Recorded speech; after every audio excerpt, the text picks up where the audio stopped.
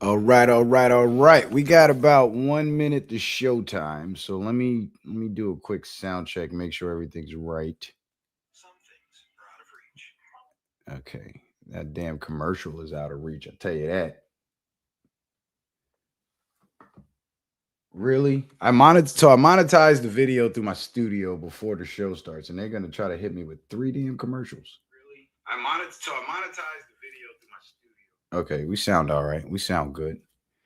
All right. I guess we can go ahead and get it going. I don't see any reason to delay any further. Shout out to everybody that's here, by the way. Appreciate you guys being here. Make sure you hit that like button. I know I ain't been live in a while. I know that. And I'm going to try to, at the very least, at least give you guys one show a week. If not, because I definitely can't do the full three right now because I'm actually restructuring my entire company and I am bringing in more contractors and I have to basically increase my work volume. And in doing that, it still requires me to be hands on because I got to train these guys. I got to show them the ropes. I got to teach them what the customers expect, what our standards, what the company standards are, what sets me apart from my competitors. So that way we can remain competitive, and it's actually a little more overwhelming than I thought it would be. But now I'm getting to the point since last week going into this week. Now I'm getting everybody up to cruising altitude. They know what their routes are, they know what their job expectations are and everything. So they've been trained. So now hopefully, I can turn these guys loose and not have to kind of be there to hold their hands to show them everything. And I was personally, when I was operating solo, I was hitting about maybe 40 or 50 jobs a week. And now between I have two good contractors and I'm training up a third one. And between my two guys that are seasoned, one guy's been with me since last season. The other guy just joined the team this season. Between the two of them, they're doing 20 jobs each every week. So, or they're gonna be doing 20 jobs each every week. This is the first week that I'm really turning them loose, and so I've essentially doubled the company's productivity, and I'm looking to increase that further so that way I can get out of the truck and be in the office because my ultimate goal is to build the company up to where me as the owner, I can be hands off and I can have more free time during the week so I can give you guys more live streams. And eventually, when I reach the point where I'm ready to retire, I can then sell the company for what it's actually worth. Because what I've learned, and we're going to have to do a talk about this. I'm probably going to do like a Monday show and call it Money Mondays or something like that. But what I've learned is if you're an owner operator and you're working in the company and you are like, let's say everything shuts down if you don't show up to work, that actually decreases the value of your company. But if your company is a self-perpetuating machine where your contractors and your staff keep the company going whether you show up to work or not, that actually increases the value of your company. And it makes perfect sense because if there's some big wealthy tycoon out there willing to pay me $250,000 for my company, he doesn't want to buy the company and then have to get in the truck. You know what I'm saying? He wants to buy the company, sit back in his office and count his money every week, which makes perfect sense. So I have to position myself to where I can do that with my own company. And then when the time comes to liquidate and move on to something else, I will be able to extract the full monetary value of the company, the equipment, the clients, and the personnel that operate that company. Because without the people, the company has no value. So that's kind of what I've been doing, guys, and that's why I've been so absent. And I hope you guys can forgive me, but this it's important. This is because YouTube might not be here forever. I'm pretty sure it will, but it might not. I mean, you guys see what happened with my last channels. So what I'm trying to do is get things situated in the real world so that I can have the time to pour into my YouTube channel, because unfortunately it's not as profitable as it used to be, and that's due in part to the low numbers, the censorship, the shadow banning, and all that jazz. But I still want to give you guys this content. And when it comes to my company in the real world, I'm looking to grow that, because it's been this season has been spectacular. I'll tell you that. And it's not only due to, the new approach that I'm taking in terms of incorporating, putting more hands on the job, but it's also been, working well for me, because I've been actually doing some real deep financial research and learning how money actually works. And what I've come to find out is, what I've been doing in previous years, it's been working, but there's limits. And now I've learned the secrets to remove those limits and further expand, and it has been working. So, anyway, let's go ahead and get the show started. Enough about that talk. We'll save that for another time. Uh Here we go. Let's do the damn thing, man. Welcome everybody. Make sure you guys hit that like button, man. Hit that like button, hit that like button. All right? Let's get it. Oops. Whoops. Oops. Okay, here we go. All right. I think once I do that, it should work. Okay.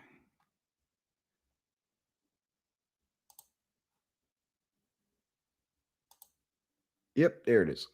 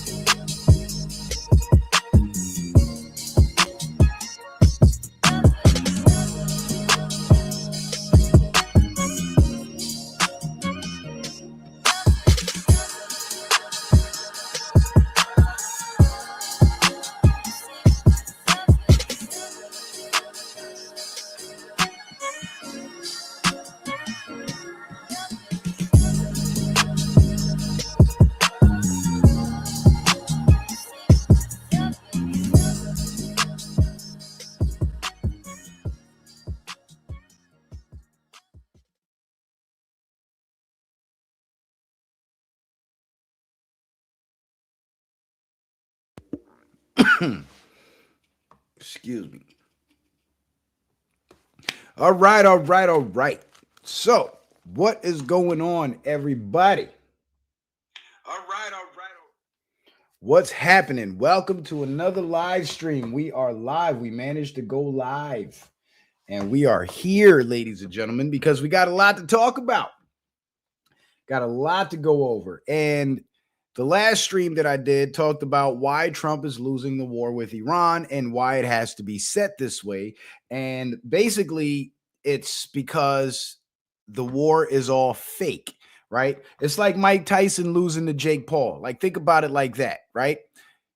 America versus Iran, like there's no way that we would be losing, especially not, with the naval on the naval front. But just like when Mike Tyson fought Jake Paul, everybody thought Mike Tyson was going to knock Jake Paul out because, well, it's Mike Tyson. And Jake Paul ended up winning the fight because Mike threw that fight. And Mike Tyson even admitted that he threw that fight himself because he said he needed the money and he's got bills to pay. And that was part of the deal. He said it on his own show. So what's going on with Trump losing the war with Iran? Well, same situation. He's throwing the fight because it's all staged. As the thumbnail suggests there, it is a strategic deception. And tonight's topic is 100% proof the Iran war is fake. Israel being isolated while deals get made. I don't know why that S is on the word whiles. It's supposed to say while deals get made. And I just went into StreamYard and corrected it, so it should be fixed now. But Israel's being isolated. Israel is not controlling Trump, and they've admitted it themselves that they can't control it. And it's funny because when the Israeli government comes out and they make statements, we know 9 out of 10 times that they're lying, right? But when they come out and they make statements about not being able to control Trump, they say it in such a way as if they're complaining like it's a bad thing. And that's when you know they're not BSing. And from the looks of things, it appears to me as if they're not BSing because Trump's doing his own thing. And one of the biggest tells that this war with Iran is absolutely staged, right? Let me get on camera. Oh, whoops, wrong one. One of the biggest telltale signs that this war with Iran is 100% staged is the fact that Trump and Israel, America and Israel, have been bombing the hell out of Iran, allegedly. But for some reason, Russia and China have not stepped in to assist Iran.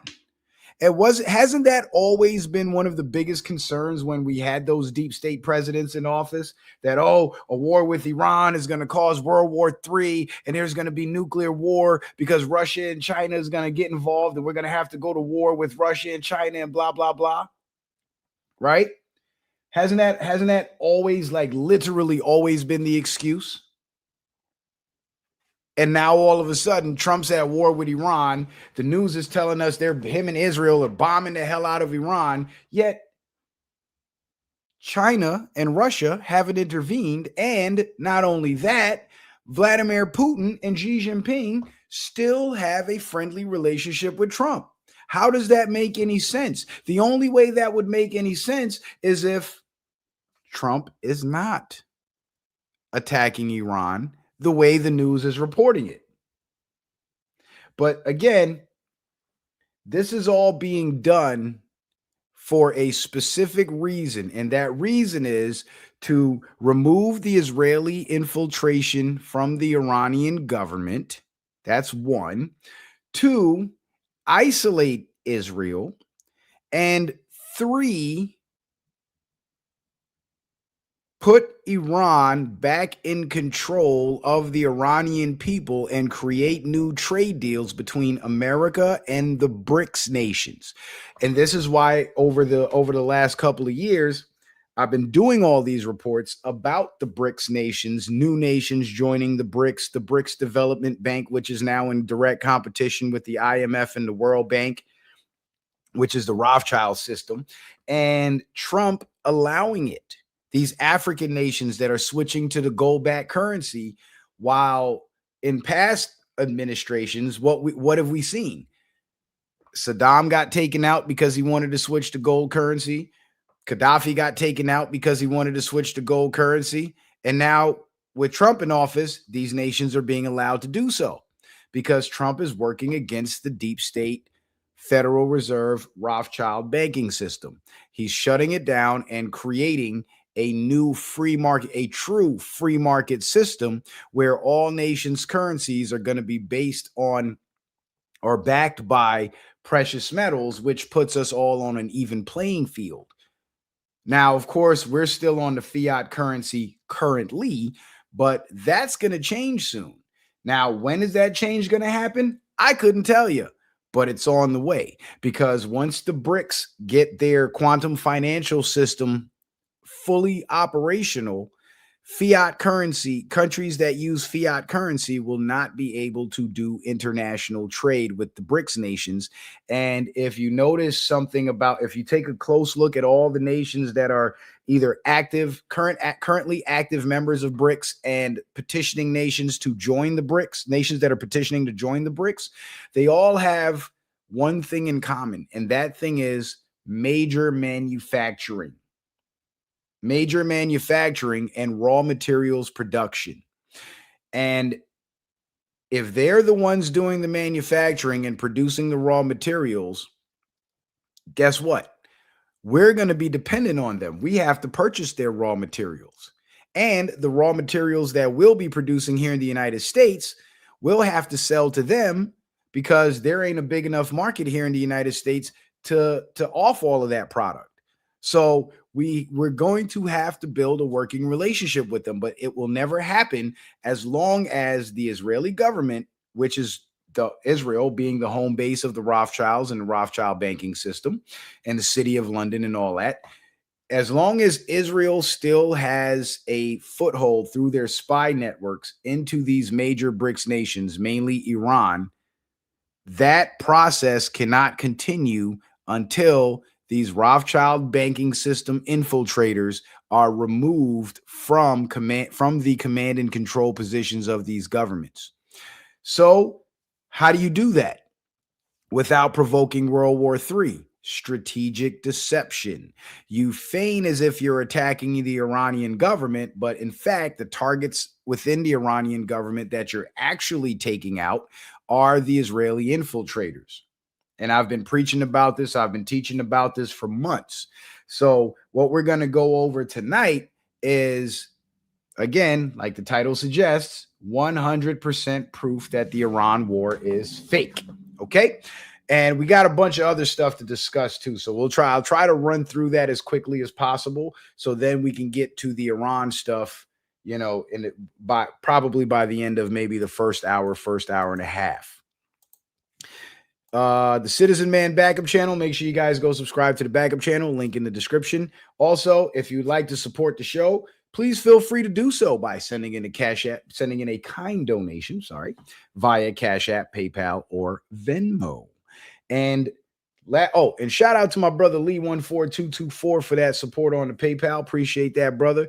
And there was another sister that hit me on the Cash App after the last show, and she actually dropped 25 on me. And I didn't go live. This is the first time I'm going live since then. So let me see if I can find her and shout her out.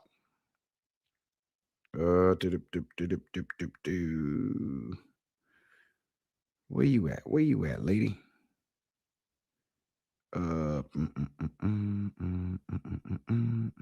was it that long ago? May 2nd?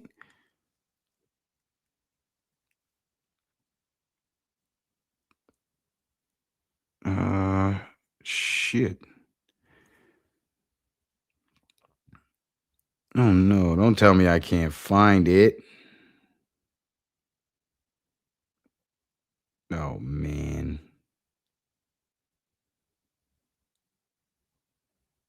This is not good. I'm trying to find the sister that dropped the 25 on me for the show. Ah, there she is. Nerva. Shout out to Sister Nerva for that support for the last show. Appreciate that. That was mighty kind of you. And I think there was a Venmo too. I don't want to miss anybody. I don't want to miss anybody because I don't want to discourage you.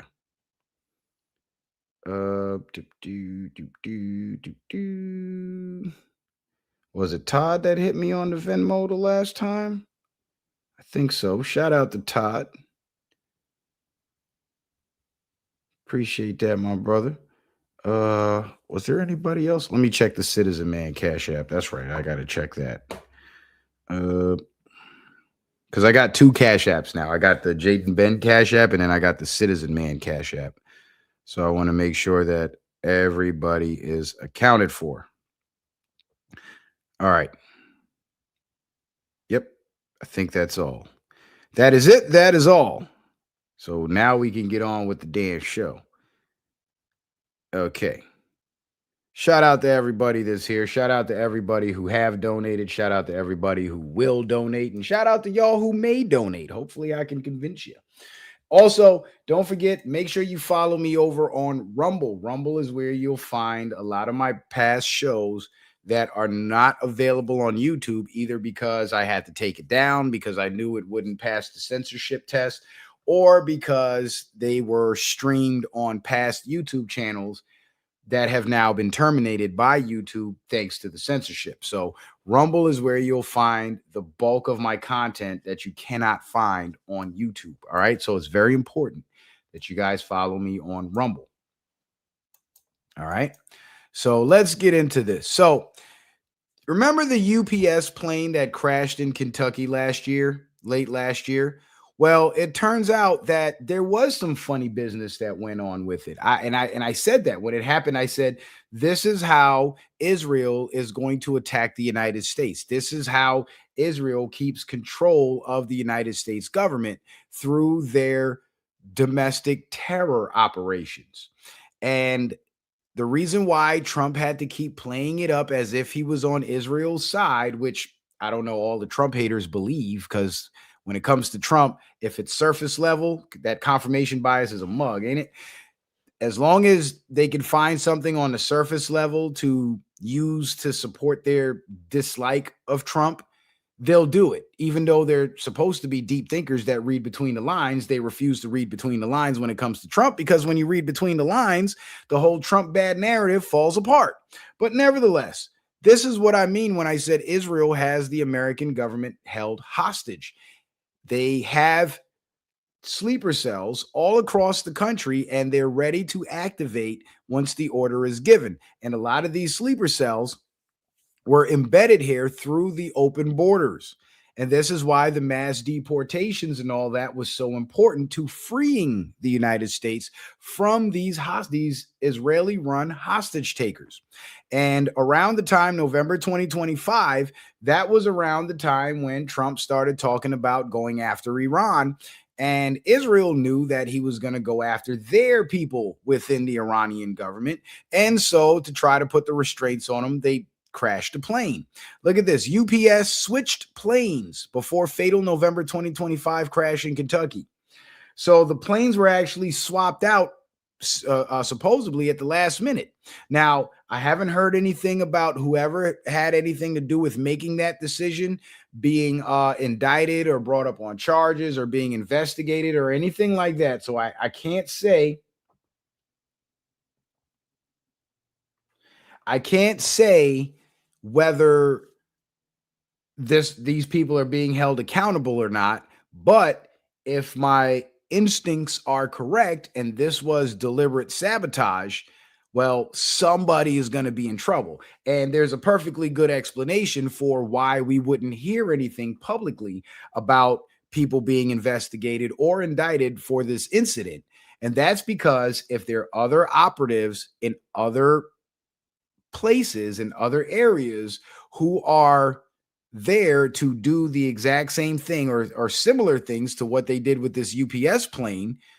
Well, if it's brought out publicly that the person who made this decision is now being investigated and possibly indicted, the other sleepers who are in command and control positions to make these kinds of decisions, to orchestrate these kinds of disasters, they're going to go dark. They're going to hold off on any further operations that they might be planning, because now they know that they're getting caught.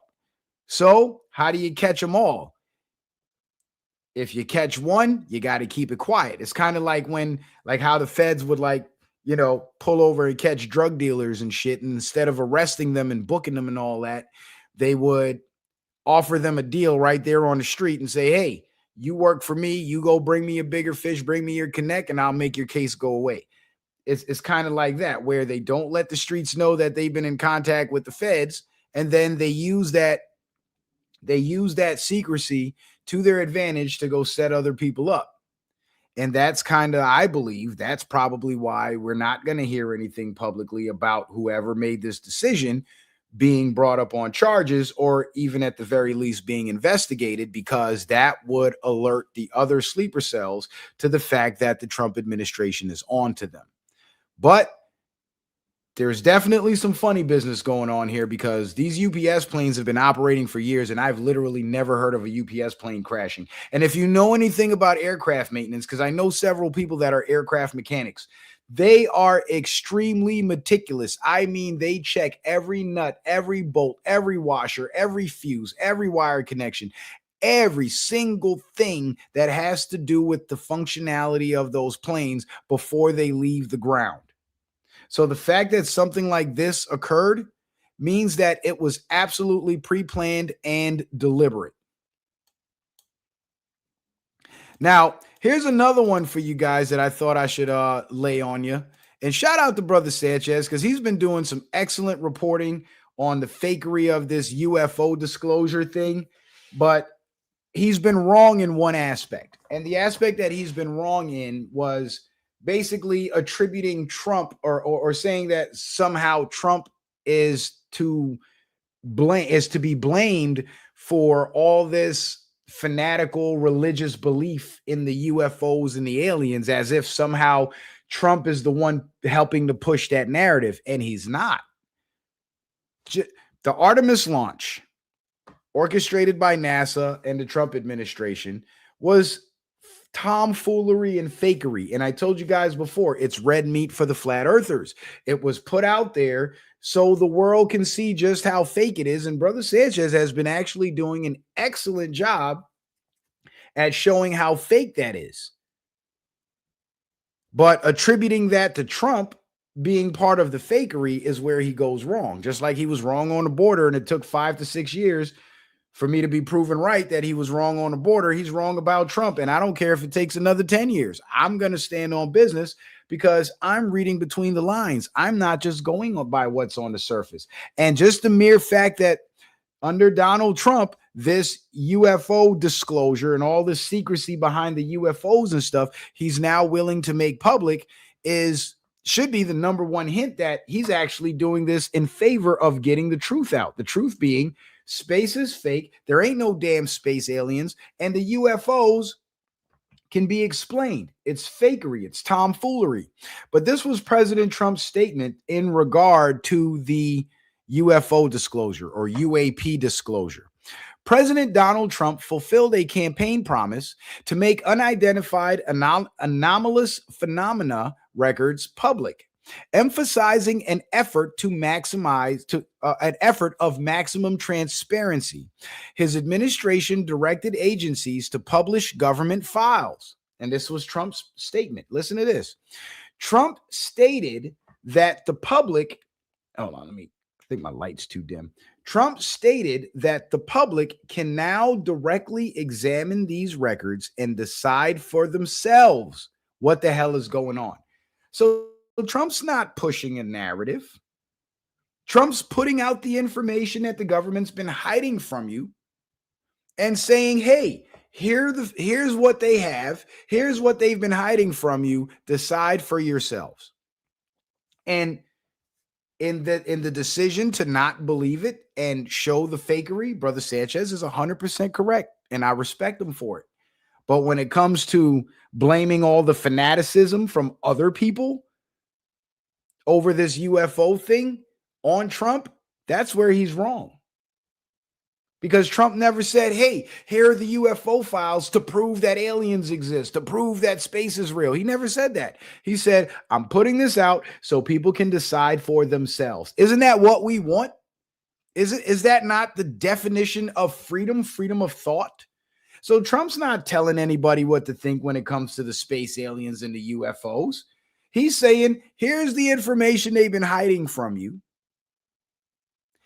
Decide for yourself. And we, as thinking, researching people, we have decided that this UFO thing and this space alien thing is all fake. So Trump actually did the flat earth movement a favor with the fakery of the Artemis launch and with the UFO disclosure. And he never promoted either one as real. So to attribute the fanaticism from the general public to Donald Trump is actually incorrect. You're blaming this man for what other people who have nothing to do with this man are saying. You see what I mean? And this is why in the midst of all the backlash against Trump and all the things that people that he's been doing that people see as unfavorable, this is why I stood on business, and my support for Trump hasn't waned, because I've seen the playbook long before it's been executed. So now that the playbook is being executed, I did streams 2-3 years ago telling you guys about the possibility of Trump even being a flat earther. This is why Elon Musk launched a car into space and basically told us it was fake without saying it was fake. You know what I'm saying? So Trump has been exposing all of the things that past deep state administrations have been hiding from the public. So to be mad at Trump about this exposure means that perhaps would you have rather him keep it secret like every other president? No. Because now not only does the flat earth movement have the research that they've done on their own, but now they have the disclosures of the fakery, thanks to Donald Trump, to support the research that they've done in the past. So Trump is actually doing the flat earth movement a favor. And for a prominent flat earther like Brother Sanchez to try to continue to paint Trump in a negative light in regards to this specific issue, I think he's doing himself a disservice, because he's discrediting himself. He's showing his ignorance when it comes to Donald Trump and what Trump's real intentions are. You know what I mean? And I would love nothing more than to have a debate with him about it. Now, will it be a fair debate? I've debated Sanchez before, and it wasn't fair, because he'd bring other people onto the panel and then they would just talk over me and I wouldn't get my point across. This is why I'd rather just keep it on my own show and keep it like that. You know what I'm saying? And this ain't no disrespect to the brother. That's my brother. We just don't agree when it comes to Trump because he's wrong. Just like we didn't agree on the border because he was wrong. That's it. That's it. It's that simple. And just like I was proven, it took years for me to be proven right on the border. It might take several more years for me to be proven right on Donald Trump, but I'm going to stand on business because I'm showing you the actual facts that my research supports. I'm not going off of my opinions or my feelings or the surface level stuff that we're being shown. I'm going off of the contradiction between what we're being shown on the surface versus what's actually happening behind the scenes. Because if we're supposed to be deep thinkers and deep researchers, everything on the surface, we should look at it as this is not correct. This is not true. This is a lie. Let's get to the truth. But if you're going to stop at the surface and say this is true because it makes Trump look bad, well, you can't call yourself a deep researcher. You can't call yourself a deep thinker because you're not engaging in deep thought, you know? And as a brother, I feel it necessary. I feel it is my duty to simply point out when my brother is wrong. I'm not just going to sit there and let himself look. I'm not just going to sit there and let him make himself look foolish by being wrong and standing on erroneous analysis. You know what I'm saying? I'm going to present the facts. I'm going to show you what's happening beneath the surface. And like Trump said, let the people decide for themselves. And I'm doing it out of love. This ain't about hatred. This ain't about jealousy. None of that. This is the ultimate form. Correction is the ultimate form of showing love. Because in offering correction, you risk sacrificing that relationship if that person that you're trying to correct out of love rejects your correction and holds it against you. You know what I'm saying? It's just like when our parents would discipline us. If we were running, playing in the streets with the neighbors' kids, our parents would come out and tell us to get out the streets and probably not yell at the neighbors' kids as much as they yell at us. Why? Because we're their main concern. And the same thing for the neighbors' kids' parents.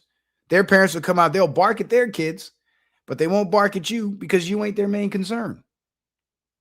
Now, the smear campaign against Trump has slowly been disintegrating and falling apart. Hold on a second. I gotta send this text message. Just gotta reply.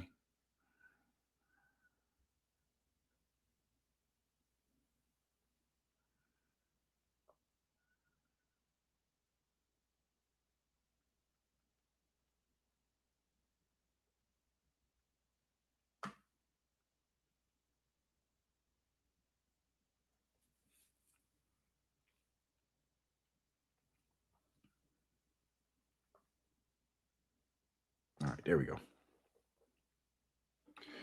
There we go. So remember the E. Jean Carroll case where she sued him and won $83 million. And then she was on CNN talking about with her lawyer, and she was talking about how she's going to spend the money and telling her lawyer, oh, I'm going to get you a jet ski and all this. And the lawyer was like, shh, don't start saying that yet, because the case isn't over, because Trump appealed the case. And guess what happened when Trump appealed the case? The appeals court spares Trump from paying $83 million defamation award to E. Jean Carroll.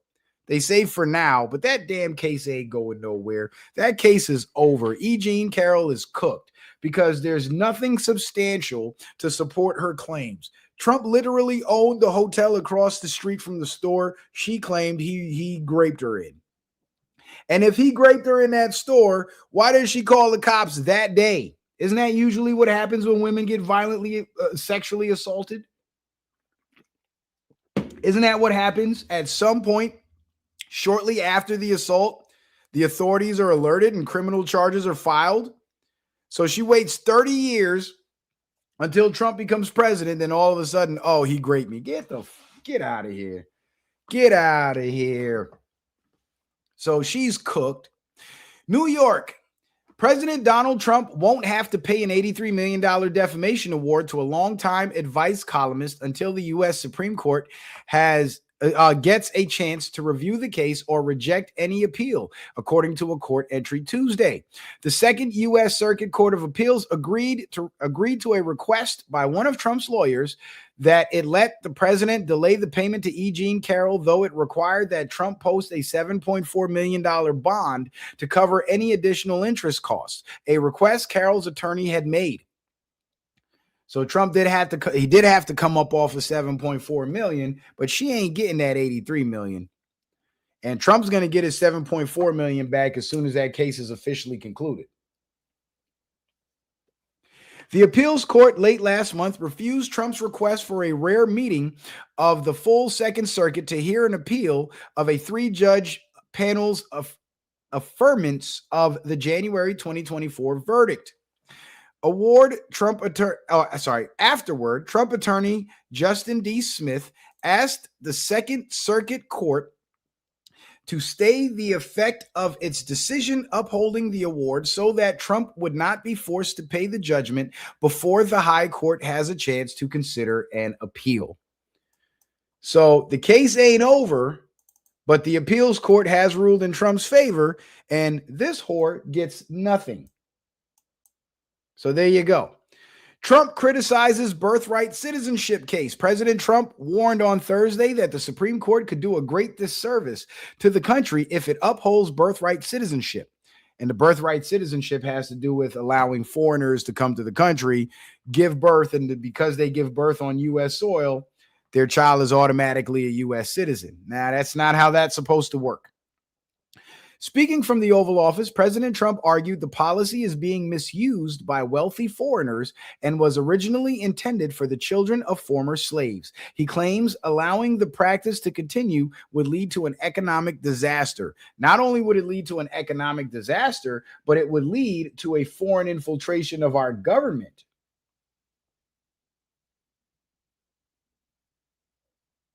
Hang on.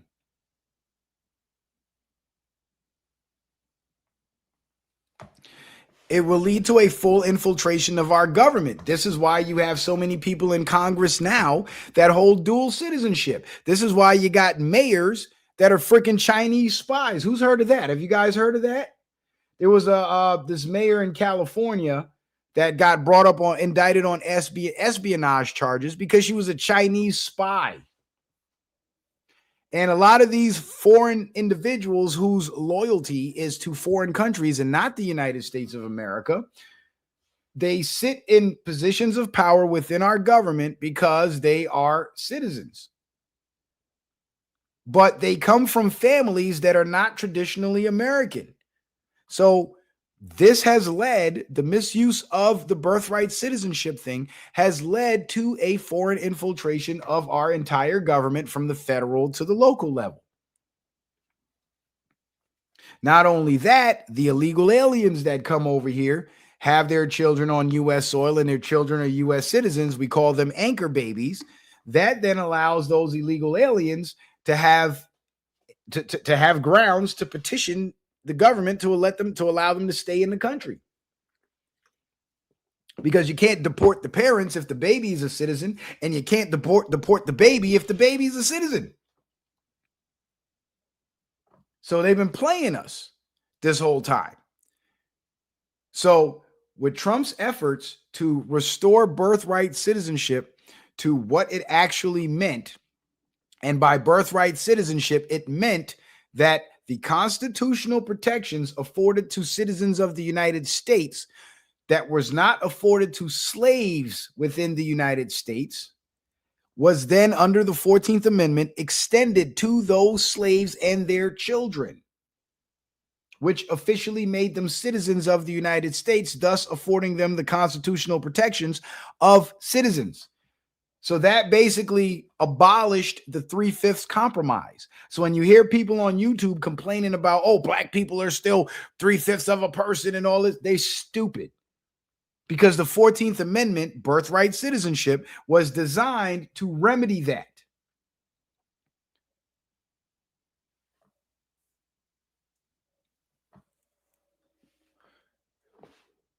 And this is what the birthright citizenship case is all about. It's about preserving America for Americans. You got people running around calling themselves foundational Black Americans because their bloodlines go all the way back to slavery and beyond. And a lot of them don't like Donald Trump, but they won't say shit about this birthright citizenship case because that's a case that he's fighting in their favor. Because guess who's getting displaced when those foreigners come here and have their babies? Because a lot of those foreigners that come here and have their babies, they're not white people. So they're counted as minorities. So now these U.S. born children of foreign nationals, they get the benefits offered to black people because of slavery and segregation and all that shit. Their children now get classified as minorities, even though their ancestry did not suffer what Black Americans' ancestors had suffered, but they still get to reap the benefits. That's not fair. So Trump's fight for birthright citizenship is actually fighting in favor of Black Americans, if not getting reparations or anything like that, at least getting the recognition as Americans over these foreign-born individuals, or these U.S.-born individuals of foreign parents. Because how is it that if you're FBA and your bloodline has gone through slavery, segregation, Jim Crow, all of that shit, and, you know, now as an American citizen, there's certain benefits and programs and things that are allotted to you as a Black American, as a minority, right? How is that fair to you that some asshole from China can come over here, have a baby, their baby is born here, and because that baby isn't a white person, they're now a minority, they get access to those same benefits? How is that fair? You see what I'm saying? But you let the Democratic Party and the mainstream media tell it. They'll make it seem like, oh, white people are racist and all these brown people and black people and all this shit, blah, blah, blah, blah, blah. And they'll lump everybody in together when black Americans are more American than these non-white US born babies to foreign nationals. And they deserve to be first in line. So again, Trump's fight for birthright citizenship, every black American that calls themselves FBA should be behind this. But they're so busy, caught up in the mainstream media narrative and the wokey doke narrative, hating on Trump, that they won't even support the man fighting for something that directly benefits them. It's crazy. The self-sabotage is insane. So who remembers the fraud in Minnesota with the daycare? Haven't heard much about that lately, have we? Well, guess what? 15 charged in $90 million Minnesota Medicaid fraud. Department of Justice officials say the scheme targeted programs for autism and the homeless. A fugitive suspect, Muhammad Omar, who jumped from a balcony, has been apprehended. One state program was shut down. Yeah, these assholes, they got charged too. A Minneapolis daycare CEO was federally charged this week after allegedly filing over 13,000 false claims to pocket $4.6 million from Minnesota's Child Care Assistance Program. The facility was already under scrutiny after a viral video appeared to show the daycare empty. Should federal aid programs face stricter audits? Yes, they most certainly should. Yes, they most certainly should. And why is it that every other president before Trump was, oh, I'm all for America, I'm doing what's best for America? Why is it that they allowed this fraud to go on? They're stealing millions of dollars. In fact, the total fraud comes up to billions. They're stealing your tax dollars. Every time you go to work and you get your paycheck and your paycheck is short a couple of dollars because of tax deductions, these motherfuckers were stealing that money. And the people in government who were setting those policies to steal that money out of your paycheck were allowing these people to pocket it. And no other president, no other administration thought to do or say anything about it but Trump. But Trump is bad, right? Get the hell out of here. Get the hell out of here. Breaking: the Trump administration is considering suspending the federal gasoline tax. Now, people would say, well, if he's considering it, why hasn't he done it? Well, because, the federal taxes are set through legislation, through the legislative process. And any changes, abolishment, or additions to those tax policies, to those tax laws, has to be done by Congress. But when you got millions of Americans sitting out the elections and you got millions of other Americans participating in the election fraud and you don't get proper representation in Congress, it's very hard to pass measures like this in order to free up the American taxpayers' pockets.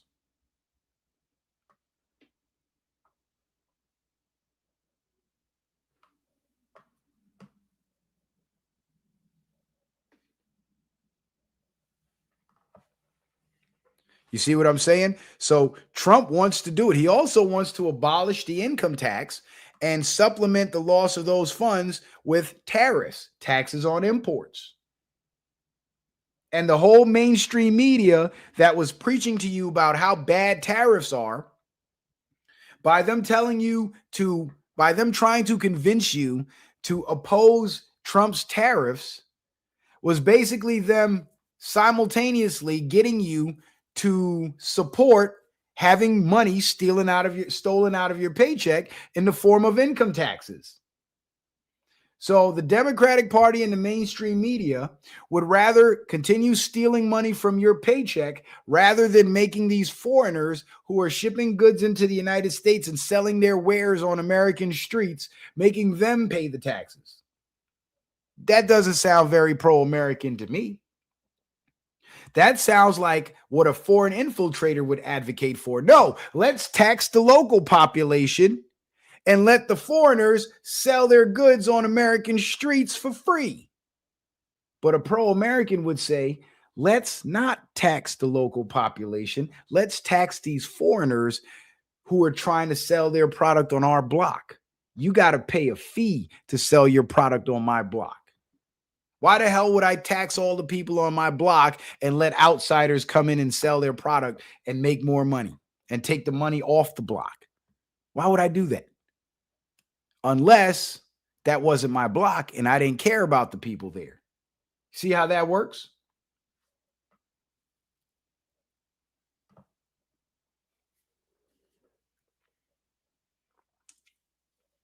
Do you see how that works? So all these great things that Trump is proposing, constitutionally, it has to be done through the legislative process. But when we have such a corrupt legislature with bought and paid for Congress people that are owned by foreign interests, well, it's very hard to get these pro-American policies passed. And then you got a foreign-run media convincing the American people, excuse me, to hate the president that's working in their favor and oppose the policies that directly favor them. It's a recipe for disaster. And this is why we've been in this mess for so long. And this is why everything Trump's trying to do seems so messy and confusing, because you got people on the other side of these non-debatable issues making it a debate because they're lying to you. Meanwhile, DOJ Operation Iron Pursuit nets 350 child sex predators as officials warn others, we are coming for you. And there hasn't been any other presidency in our lifetimes that has gone after the PDF files as much as Trump has. And all that stuff about, oh, they released the Epstein files and not one person has been arrested. Go back and watch my streams from 2020 and 2019. Those people were arrested by the military for crimes against humanity, and they have all been replaced by body doubles and celebrity impersonators, because Trump was still working on getting the rest of the people within these networks, so they couldn't make it known that they were actually nabbing the people at the top. And this is why we've been given the perception that nobody in the Epstein files has been arrested. And that's because the general public is stupid and they don't understand that there are two separate bodies of law in this country. There is the law of armed conflict, and Brett Kavanaugh, the Supreme Court, Trump's nominee for the Supreme Court, for Supreme Court justice, who is now a Supreme Court justice, during his confirmation hearing, he was questioned by Senator Lindsey Graham, and he explained this in detail to Lindsey Graham. He said there are two separate bodies of law in this country. There is civilian law, which is our normal courts, and then there's the law of armed conflict. And the law of armed conflict can be applied in any situation where foreign entities are directly involved in these crimes. And what was happening with the children that they were kidnapping and disappearing and doing all sorts of ungodly things to. A lot of these children were from foreign countries being brought into America in order to, sell them, essentially. And the American children were being taken out of the country in order to be sold in other countries. And the reason for that is because if a kid goes missing in America and the kid remains in America, an American might recognize that kid and the kid gets recovered. If the kid goes missing in America, nobody in Mexico has any idea that this is a missing kid. So this international transfer and trade of these kidnapped kids is what put those Epstein PDF files under the law of armed conflict. It was because they were moving the kids across international borders. That's what greenlit the military to execute these arrests. It's just like if you're selling dope in your state, as long as you stay within your state, if you get busted, you get state charges. But once you start moving that dope across state lines, you're now committing a federal crime. So the state might bust you, but they'll hand you over to the feds. Or the feds might bust you and you never get charged in the state. When it comes to crimes across international borders, especially crimes involving children, crimes against humanity, the military takes care of that stuff. Hundreds of child sexual abuse victims were located and over 350 child sex abuse offenders arrested in April as a result of the U.S. Department of Justice's Operation Iron Pursuit. Officials located over 200 children and 350 predators were arrested during the operation that ran from April 1st until April 30th. And when did they launch the Artemis? When did they do the Artemis launch? Wasn't it on April 1st that they actually launched Artemis and all that fakery? So while everybody was distracted with the Artemis launch and all the fakery, this is what the Trump administration was doing. Rescuing kidnapped children that were being sold. And the diabolical thing about, and this is why they take the child prawn thing so seriously, because the kids that appear in those videos, this is how it happens. Kid gets kidnapped, kid gets sold to traffickers. The traffickers then sell that kid to the perverts. The perverts have their way with that kid, but because it's a child and their little bodies can't take all of that stress, they get what they call used up very quickly. And a lot of them eventually become disabled or die. Most of them die. So how do you keep making money off of a product you can't sell anymore? Well, you film the interactions with the pervs. So after that kid, even after that kid is long dead and the body's disposed of, you still have the video, so you can still keep making money by selling the videos. And this is why when people get caught with child prawn on their computers and their phones, it's taken so seriously. And it's such a big deal because the kids that appear in those videos were kidnapped. It's diabolical. All 56 FBI field offices and U.S. attorneys' offices around the country participated in the coordinated takedown effort, including the Buffalo FBI field office and the U.S. attorney's office for the Western District of New York, the press release said. And guys, please don't forget to hit that Cash App, hit that PayPal, and hit that Venmo and support the show. We need your support. Justice Department announces results of Operation Iron Pursuit in April. The FBI and our partners arrested more than 350 predators and recovered more than 200 child victims.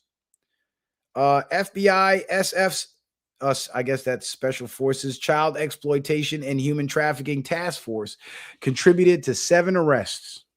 You see?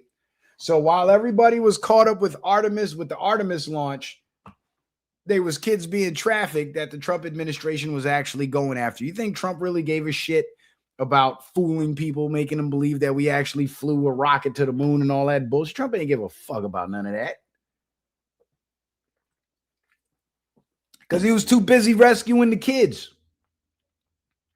So while we're sitting there arguing about space aliens and all that bullshit, there's literally kids being raped and filmed and sold, and devastated parents across the country desperately trying to find those kids.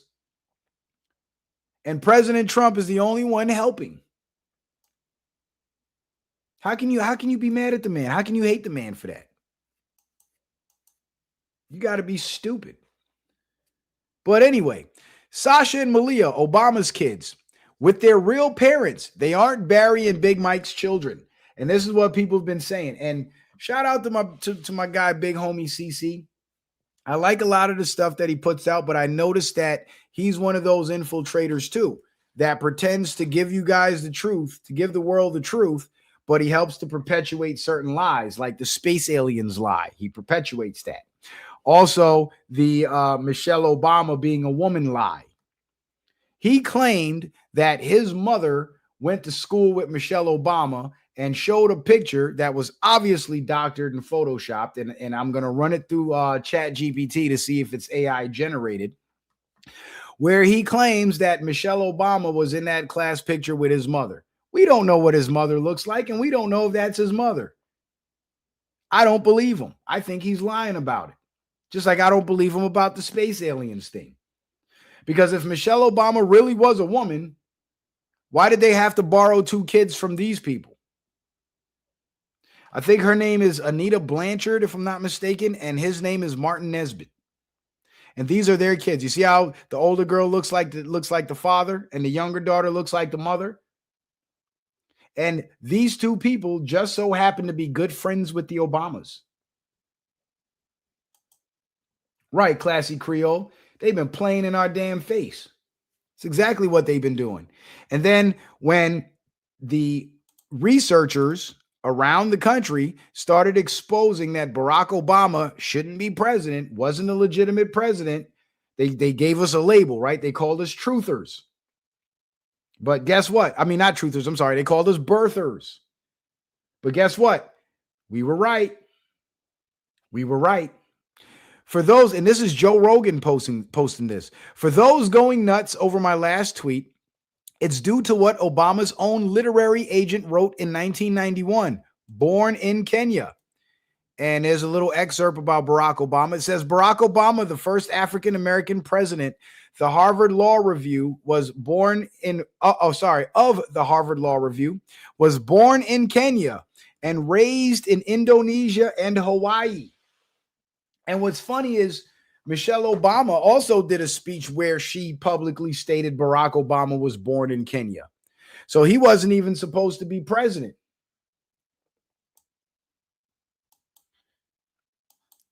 So everything that happened under Obama should be undone immediately, and Obama should be arrested, which he has been, and he's been replaced. We know that. But the public arrest of Barack Obama should be disclosed, and it should be done publicly so the world can see that Trump ain't playing around with these fucking foreigners. Now, the Hodge twins posted this. This lady right here, she lost her job because she refused to take the COVID vaccine, right? And she filed a lawsuit and won. This is one of the few cases that actually went public. But there's one problem with this case. As conservatives celebrate this as a victory, and rightfully so, it's not a victory across the board, because this case sets a precedence where other people who have suffered the same fate as this woman lost their jobs because they refused to take the jab. They should be compensated as well. They're entitled to a lawsuit because their civil rights were violated. They refused to participate in a medical experiment, and they should be compensated for losing their jobs because of their refusal to participate in the medical experiment, right?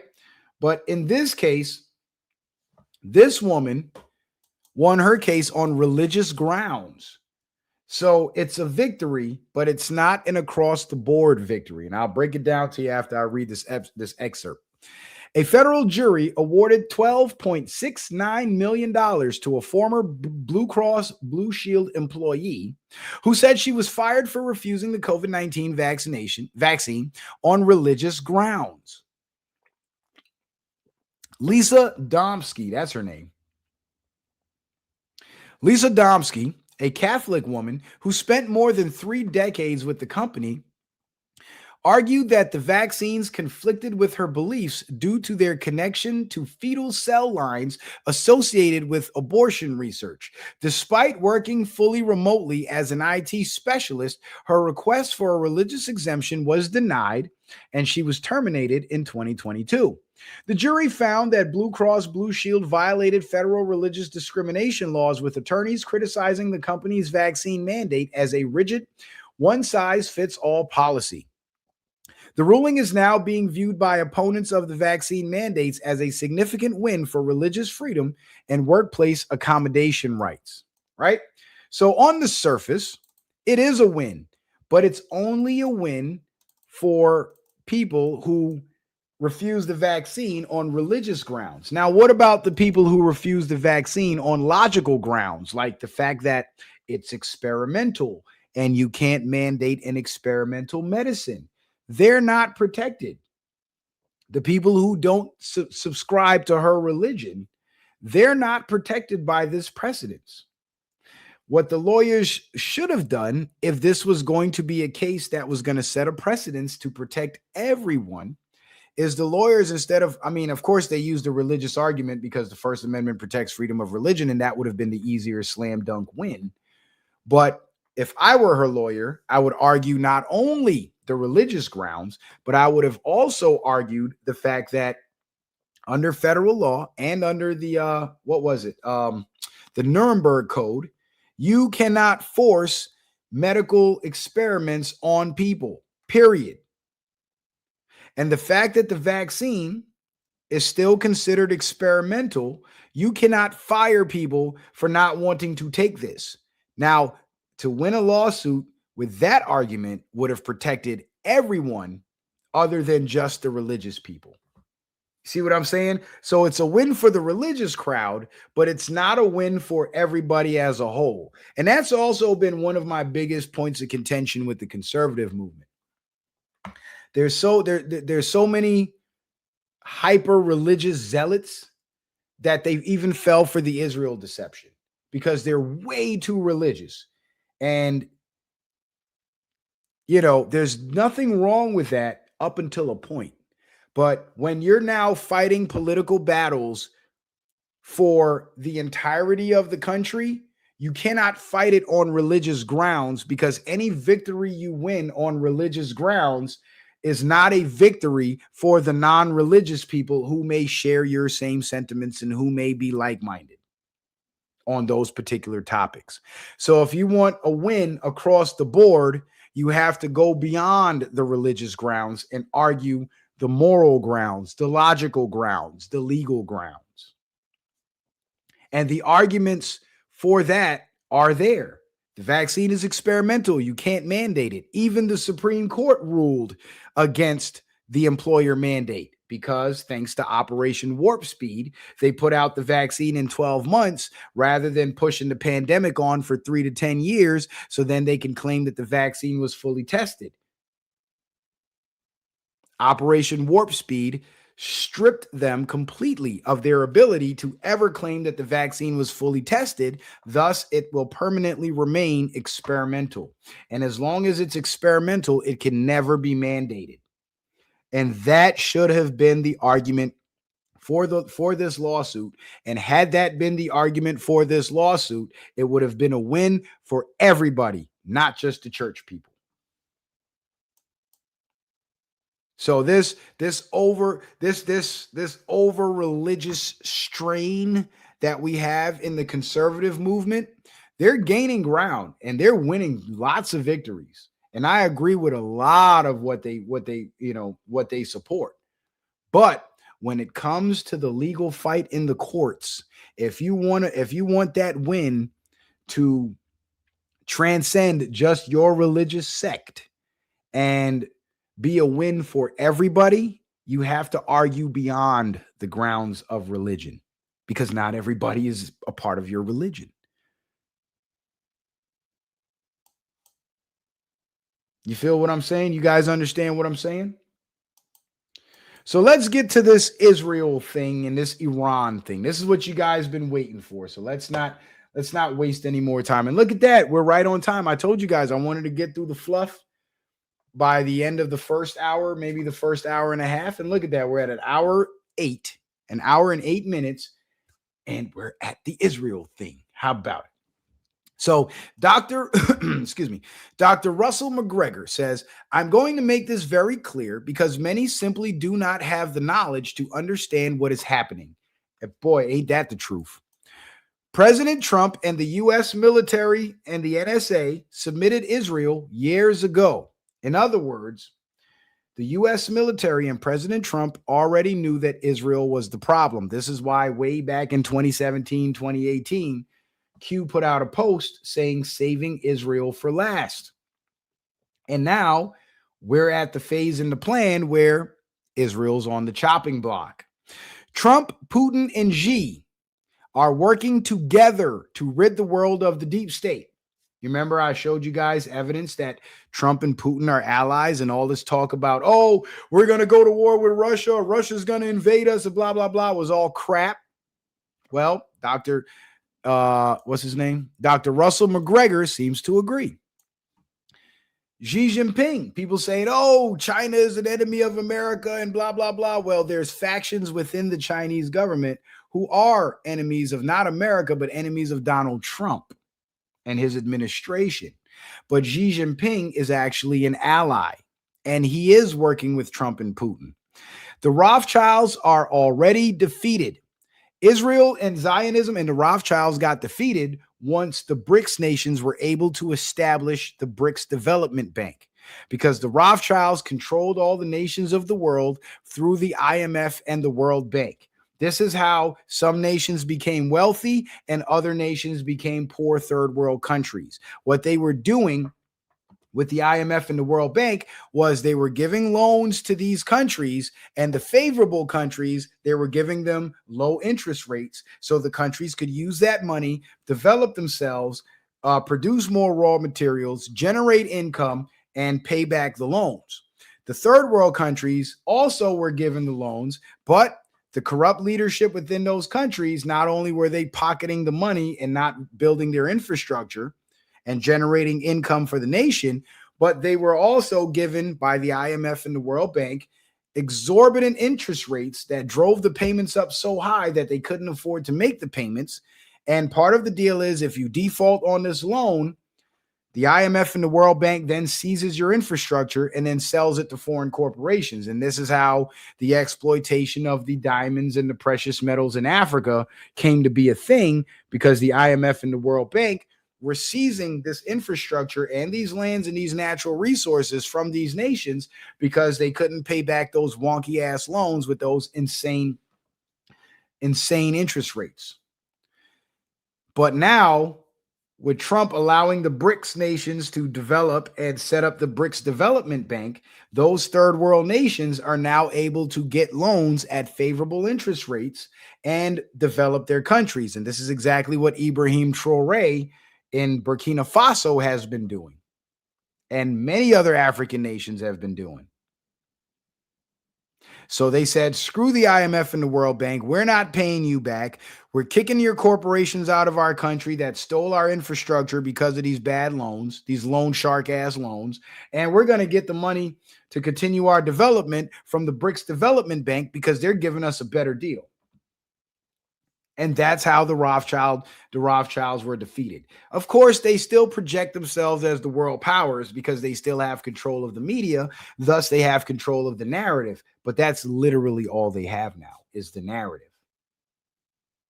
But as far as real world assets, real world infrastructure, real world control, they have nothing. Israel and Zionism are being publicly exposed to the world for their crimes. It is a cornerstone of the plan. Right. First exposure, then the world turns against them, then destruction. And Israel is in its destruction phase because they've been exposed. So China's Xi gives Putin a red carpet welcome and makes a veiled jab at the U.S. So while China and Russia, who have been allies, who've traditionally been allies throughout the years, have been, posing publicly on the surface as enemies of Trump, they've actually been working beneath the surface as Trump's ally. And the veiled jab at the U.S., what's that do? That doesn't do nothing. So he sent a diss to Trump. Oh, well, who gives a shit? That doesn't change the agreement.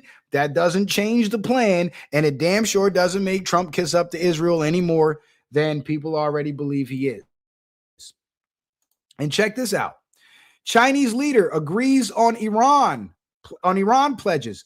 Let's be partners, not rivals. Why can't Xi be friends? Why can't Xi be friends? Yo, whoever wrote this for the New York Post, they got good taste in music. Look at this. President Trump and Xi Jinping are reportedly discussing a deal for China to invest $1 trillion in building factories across the United States. Wait a minute. I thought Trump and Xi were enemies. I thought America and China were enemies. Well, that's what you were presented on the surface, but beneath the surface, they're allies. And why is China willing to invest in factories in the United States and not factories in China? Oh, that's right, the tariffs. Because if China keeps producing from their factories in China and importing those products into the United States, it'll cost them more because now they have to pay tariffs. So it's now more cost effective for these Chinese manufacturers to build their factories in the United States, hire American workers, and produce those goods locally or domestically in the United States. The tariffs, you see? But the mainstream media and the Democratic Party wanted you to believe the tariffs was a bad thing because they wanted the factories to stay in China. They wanted all the foreign imports to flood our streets. And they also wanted American workers to be deprived of the opportunity to have job opportunities and options to make a decent living for themselves. And so they would remain dependent on the Democratic Party and their bullshit welfare.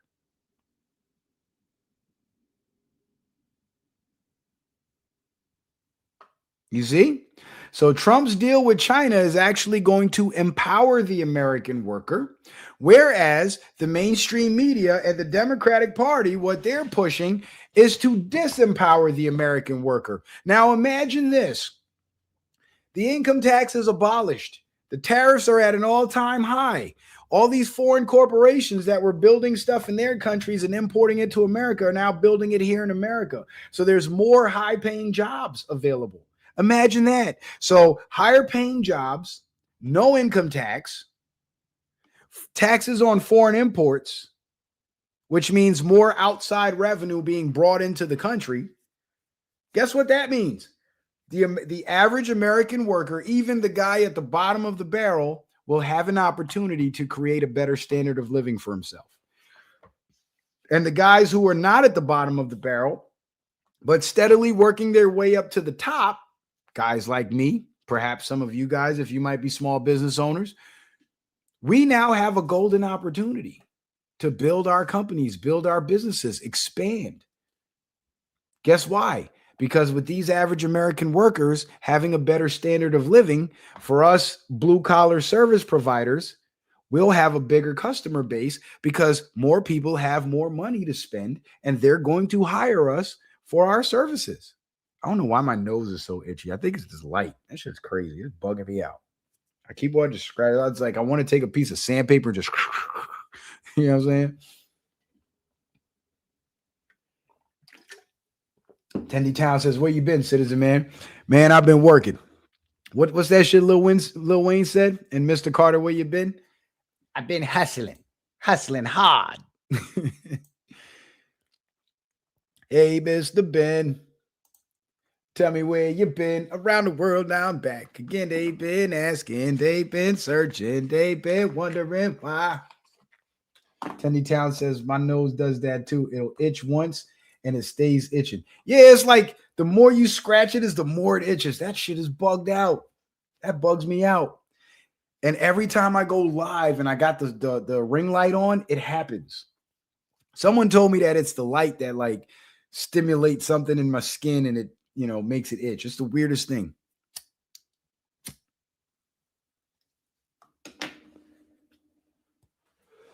Perhaps I should try powdering my nose and not like in the 80s when they would go to the bathroom and powder their nose. That's cocaine. I'm talking about actual like powder, like makeup powder to reduce the direct effect of the light on my skin. Maybe that'll work.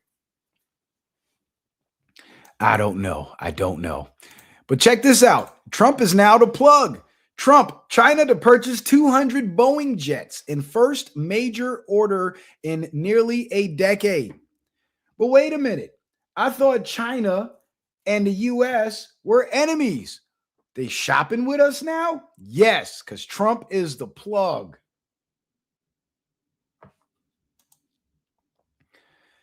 It gets better, though. It gets better. Check this shit out. Chinese President Xi reveals to President Trump list of Democrat politicians, woke generals who told him to ignore what Trump says, go through them for all foreign policy matters in secret back channel. So the rats within the US government that was trying to undermine Trump and work directly with Xi is snitching on him. He's telling on him. You got to love it. I thought Xi was Trump's enemy. This is what an ally would do, not an enemy. So you got people within the American government, infiltrators within the American government, telling this foreign world leader, hey, Xi, any deal you want to make with America, you come deal with me. Don't worry about Trump. Don't talk to Trump. He's full of shit. You come deal with us. And Xi calls up Trump like, hey, Trump, you got some rats around you that are trying to undermine you and work against you. And here's who they are. And I believe that's how that mayor in California that got charged with espionage or indicted for espionage, I believe that's how she got caught. Ambitious says, y'all got my nose itching. Well, don't put cocaine in it. I tell you that. Don't do that. You know what? Maybe I heard that alcohol wipes work. But I don't know. You know what would help, though? A couple of Cash Apps might help. Hit the Cash App. Maybe my nose will stop itching. Hit the Cash App. Make my nose stop itching. Okay. So let's continue. In his high-stakes overseas trip to China, President Trump has reportedly worked out a deal to establish friendlier relations with Chinese President Xi and his country, wherein Xi is said to have given up a massive list of top U.S. politicians and generals who have been betraying our country by undermining the foreign policy of the Trump administration with China in exchange for our president agreeing to ease economic sanctions on the communist country. Oh, shit. Excuse me.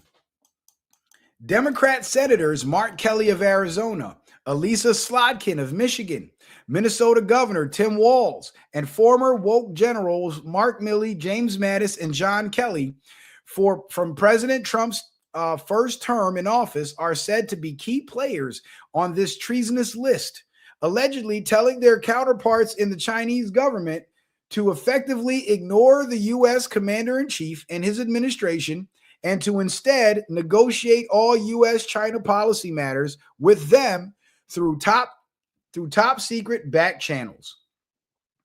So Xi is ratting on the rats.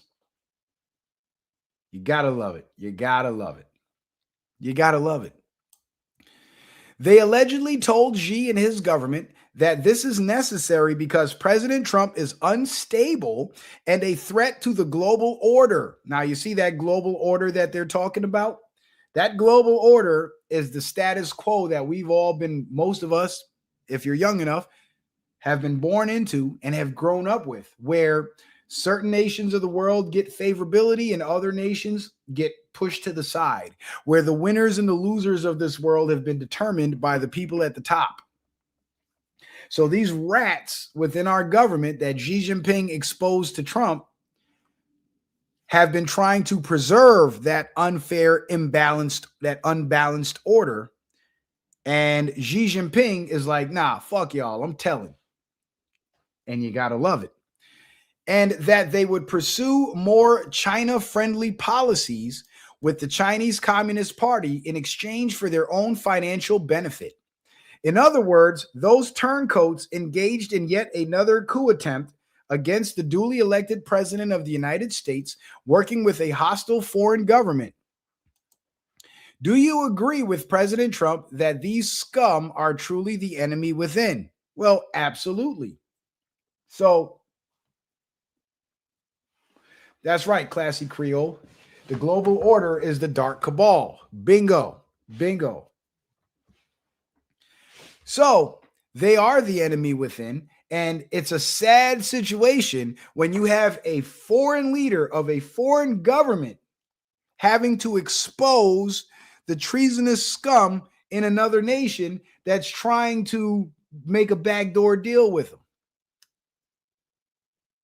That's how heavily infiltrated our government is. And in case you're wondering why Trump's plan to free the people of not only America, but of the world has been taking so long, well, now you know why. Because there's a bunch of rats in our government that are selling us out, and they're trying to undermine Trump to continue selling us out, not for what's best for the nation, but for what's best for them, to line their own pockets. Meanwhile, they got their Democrat cohorts and the fake news media and a few Republican cohorts as well, trying to sell the American people the narrative that Trump is lining his own pockets. No, it's you assholes that are lining your own pockets while selling us out, you scum. And I'm glad that Xi Jinping ratted y'all asses out. Can somebody say firing squad? I sure would love to see it, and I would pay top. I would purchase a Netflix subscription to watch that shit. Yes, the fuck I would. I would sell out and purchase Netflix just to see these assholes get brought to justice. I sure would. And then as soon as it's over, I'll cancel that damn subscription again.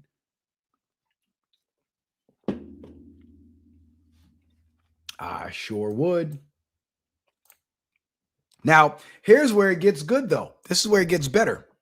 For all you surface dwellers, oh, Trump's controlled by Israel, and Israel's controlling Trump, and Trump is a puppet of Netanyahu. Check this shit out. Israeli Prime Minister Benjamin Netanyahu reportedly tells close aides he has no influence over President Trump's decisions. So this is Netanyahu himself telling his own people, who then turned around and told the media that he can't control Trump. Is this not what I've been telling you guys from day one? Nobody controls Donald Trump. Donald Trump makes his own moves. Donald Trump dances to the beat of his own drum. Donald Trump is not the same as every other president we have had. They can't control him. And they're admitting it themselves. So this ain't me saying it. This is them saying it. Israeli opposition leader Lapid says Trump's emerging deal with Iran is bad for the region. So now these Zionist assholes are trying to tell us that the deal with Trump, the deal that Trump is making, is bad for the Middle East. No, it ain't bad for the region. It's bad for them because it destroys their international order.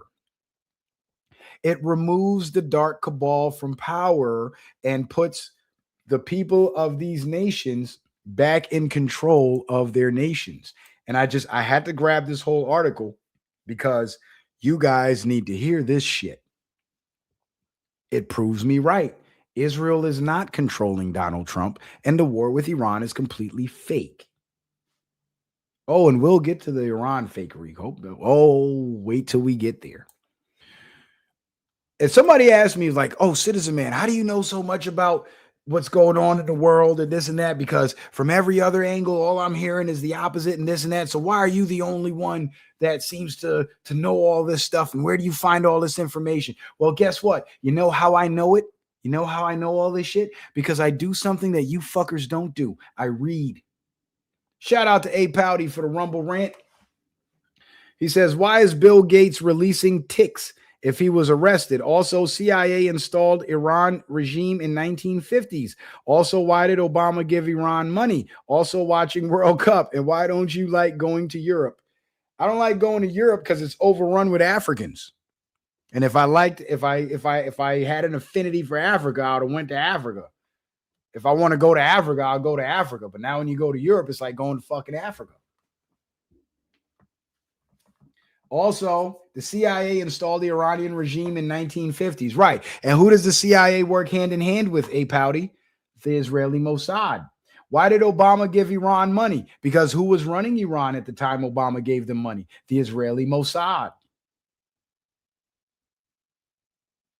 Makes sense? Should make perfect sense. So let's read. Let's do what most pundits that talk about this shit and live on the surface don't do. Let's read. The deal being discussed between the U.S. and Iran fails to achieve any of Israel's goals for the war. Opening sentence. The deal between Trump and Iran basically says, fuck Israel. We're not giving them shit. Let's continue. Israel's opposition leader, Yair Lapid, said on Monday as he accused Prime Minister Benjamin Netanyahu of failing to influence a better agreement. Right. He's failing to influence a more Israel favorable agreement because ain't nobody fucking with Israel. Not Trump, not Iran, not China, not Russia. Israel is being completely isolated, and they're even being iced out of the peace talks with Iran. Lapid, who is part of an alliance attempting to unseat Netanyahu in elections this year, said details of the emerging deal are disturbing. And when you hear Israeli government officials and future government officials of Israel saying they don't like the deals that Trump is making, that means the deals that Trump is making are not in their favor. So all this bullshit about Israel controlling Trump, yeah, y'all can all kiss my ass now because I was fucking right. Now you can kiss my ass because I knew what the fuck I was saying. Israel is not controlling Trump. Trump is pretending to work with Israel, but he's working against them. He's undermining them. The deal is bad for Israel, bad for the region, bad for the citizens of Iran, Lapid told reporters in Jerusalem. You see, look at the order in which he says the deal is bad. You see who he says first? The deal is bad for Israel. And then he caught himself. Bad for the region, bad for the citizens of Iran. That's him trying to clean it up. But the truth always comes out. The deal is bad for Israel because fuck Israel. That's why. Israel and the U.S. launched the war on February 28th, vowing to destroy Iran's ballistic missile program, end its support for proxy militant groups across the region, and end Iran's ability to pursue a nuclear bomb. Both Netanyahu and U.S. President Donald Trump also said they hope to create conditions to topple Iran's government, none of which has occurred yet. According to regional officials, under the current deal being discussed, Iran would give up its stockpile of highly enriched uranium and reopen the strategic Strait of Hormuz in exchange for ending a U.S. blockade of Iranian ports and lifting of sanctions against Iran. Key details on Iran's nuclear program would then be negotiated during a 60-day period. It is unclear if the deal will address Iran's missiles or support for regional militant groups.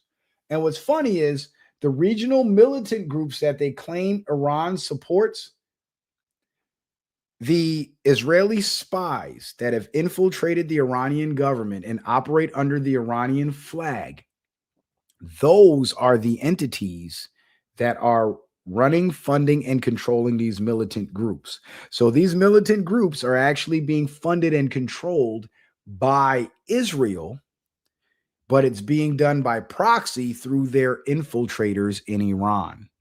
Just like ISIS. Take ISIS, for example. You remember when ISIS got turned loose in Libya? What happened? They tore up the whole Middle East. And these were supposed to be radical Muslims. Remember, the radical Muslims hate the Jews, right? But guess what they did? They tore up the whole of North Africa.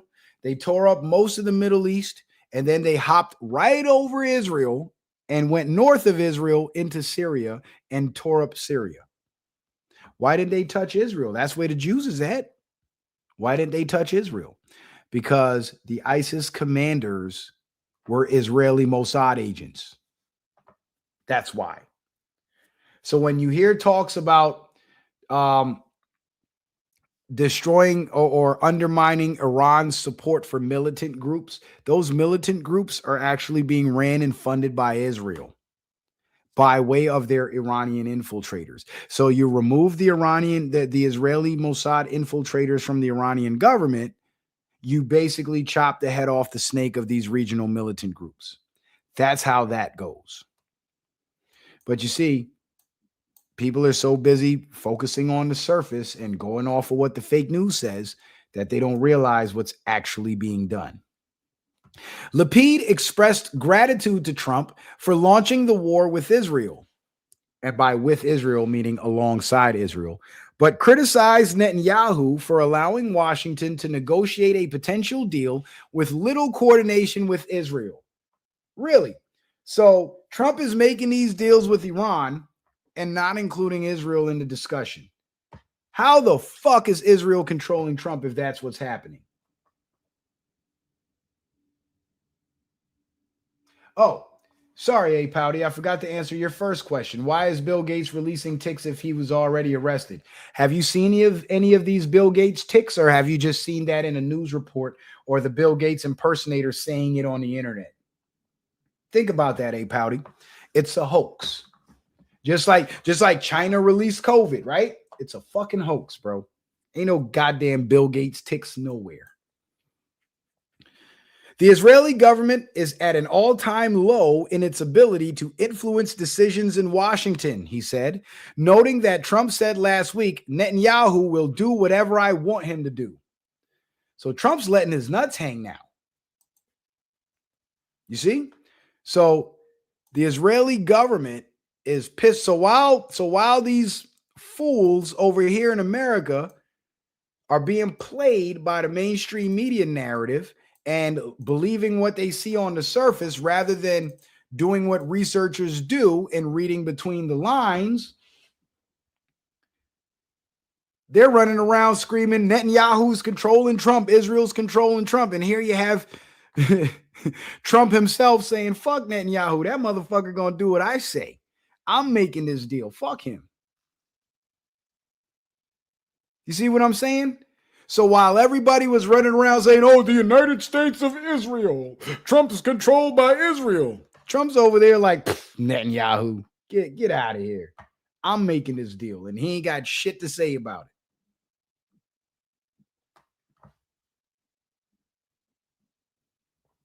Power to the people said the president sued himself. Where the hell did you hear that?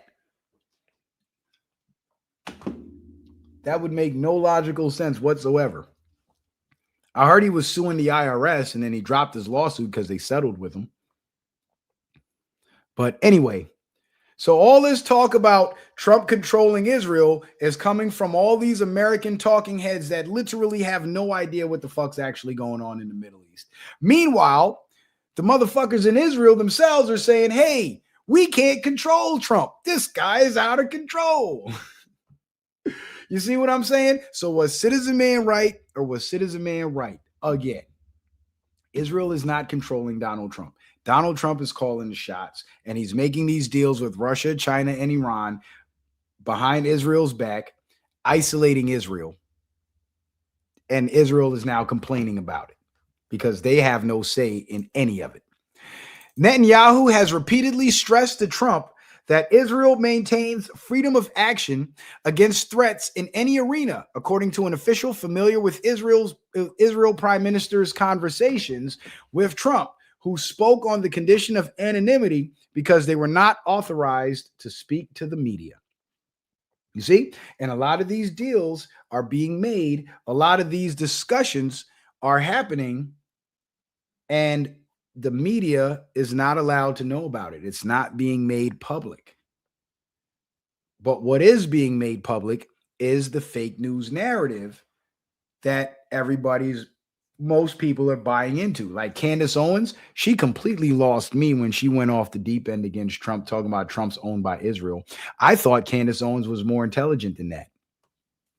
But nope. She dropped the ball. She failed. Myron Gaines. I thought Myron Gaines was smarter than that. He seemed to be until he started pushing this whole Trump is controlled by Israel narrative. He dropped the ball. I thought he was smarter than that.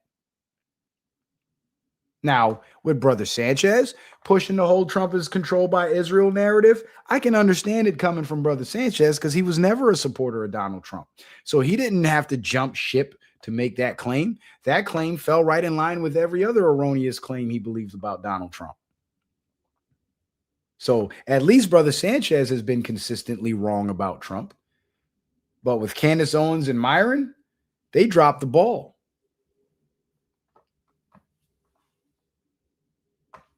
Now, you know what I think happened to Candace Owens? I think Candace Owens is under threat. I think she's under serious, serious threat.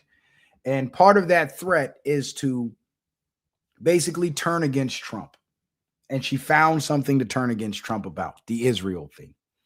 I think her life is in danger, honestly. Because I know she's smarter than that. But let's continue. Lapid, Lapid, head of the centrist Yesh Atid party, briefly served as prime minister in 2022 under a rotation agreement with Naftali Bennett, leader of a small conservative party. Their coalition government ended 12 years of Netanyahu's rule. They have once again merged their parties into a single faction headed by Bennett as they attempt to unseat Netanyahu in elections that will be held by the end of October. Lapid has served as Israel's opposition leader since Netanyahu returned to power in late 2022, while Bennett took a break from politics. Their alliance is aimed at uniting a fragmented opposition with a shared hostility toward Netanyahu. Lapid, one of a shrinking number of Israeli politicians who supports the idea of Palestinian independence, said the issue would not be on the next government's agenda. He said the conditions are not right following the trauma of the Hamas attacks on October 7th, 2023, and wars that have followed. So Lapid is one of those Zionists that claims he's for a Palestinian state, but because of October 7th, so he's playing on the October. They're all the fucking same. Like, you see how people over here want to say Democrats and Republicans are one and the same, which they're not. You know, there's a large contingent of Republicans that are actually secretly working hand in hand with the Democrats, yes. But fundamentally, the two parties are diametrically opposed. Well, in Israel, that's where you have the two wings of the same bird. The so-called opposition is on the same bullshit as Netanyahu, especially when it comes to the Palestinian people. There will be no two-state solution in the coming years because Israelis now understand this will become just another failing terrorist state on our borders, said Lapid, adding that the Palestinian Authority does not have the ability to effectively prevent attacks against Israel.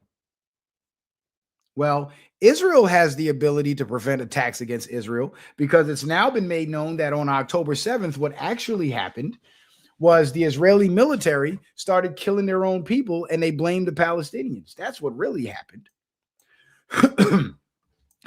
But Lapid said he would oppose unilateral steps that would make a future Palestinian state impossible and had received assurances from Bennett, a former West Bank settlement leader, that Israel will not move towards annexing the occupied territory. Lapid also ruled out cooperation with Arab parties to build a coalition to unseat Netanyahu.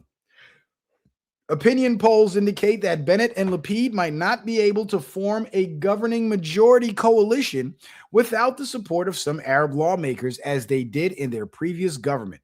They broke a long-standing taboo in 2021 when they invited Mansour Abbas, leader of a small Arab faction, into Israel's governing coalition for the first and only time in Israel's history. Right, because the Zionists are a bunch of fucking racists. They are the racists.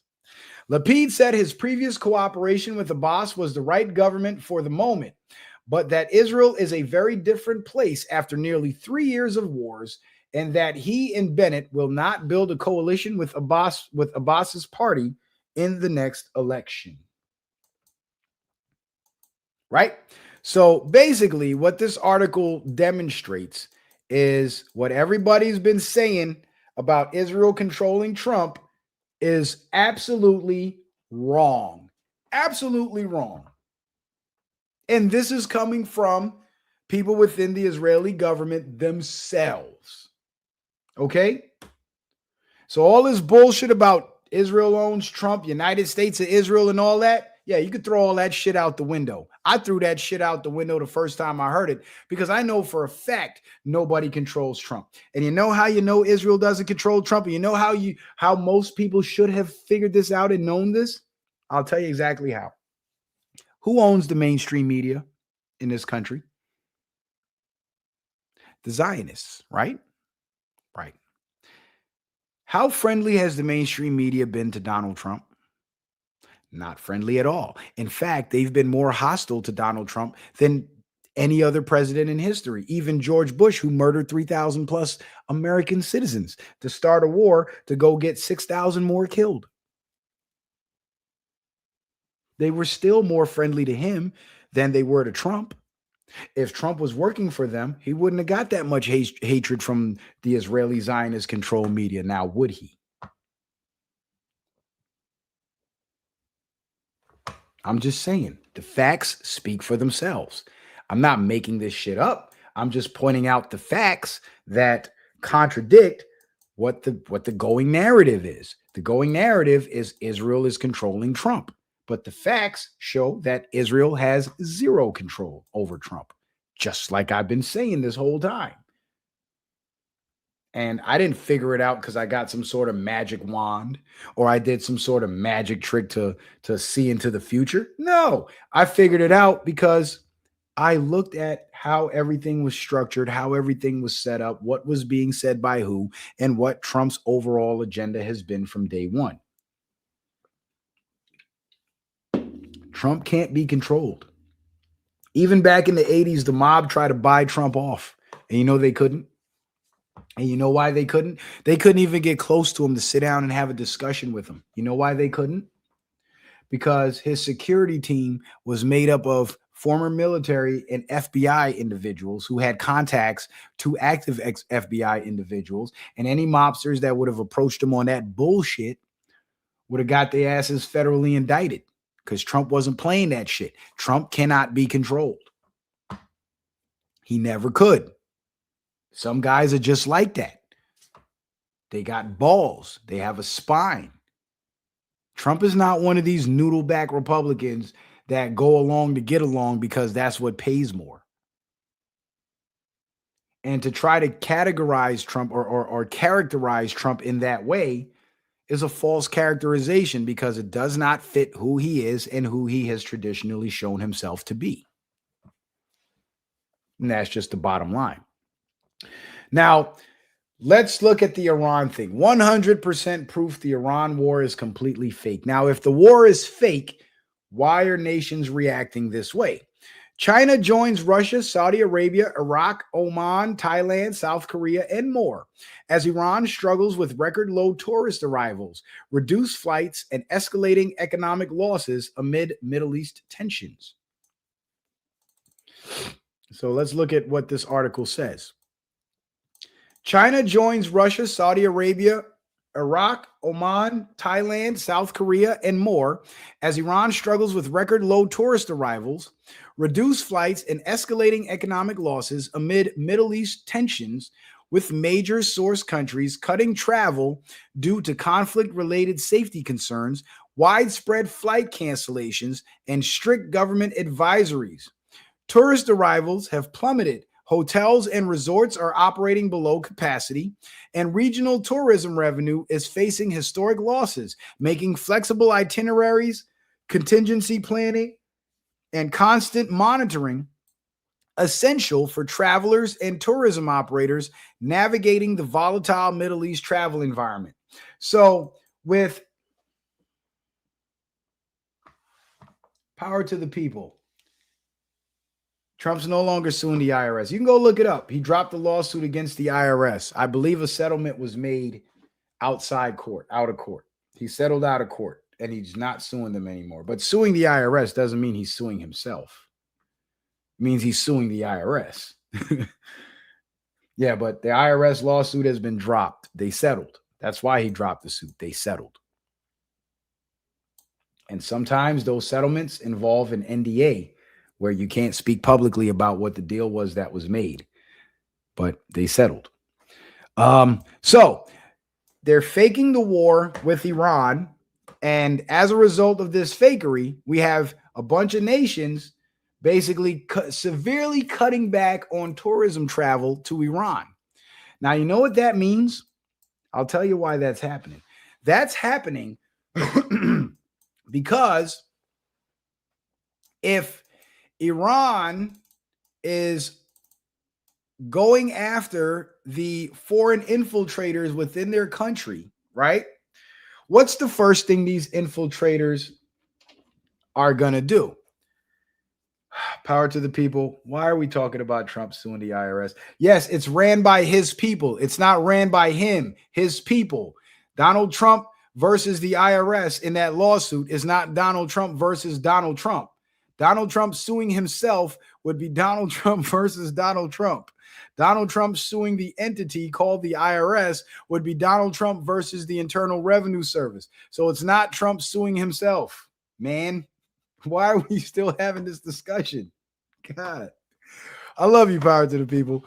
I know it's confusing. It is confusing, but just because it's ran by his people does not mean it's him. Oh, man.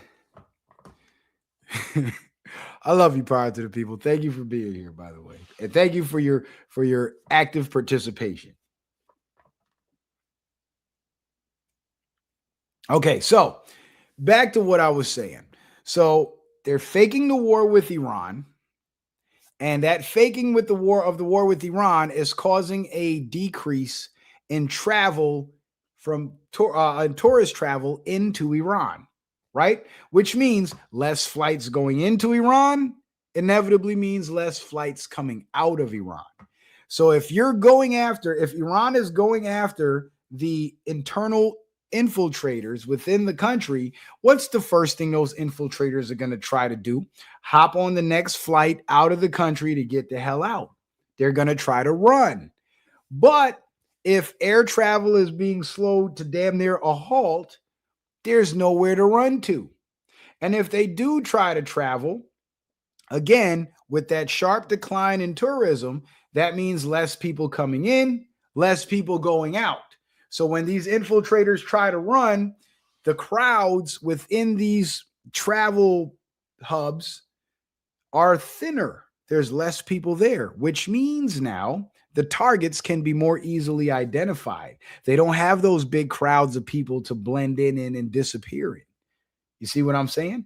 So faking the war with Iran and having these nations, and mind you, every nation on this list is a BRICS nation. How about that?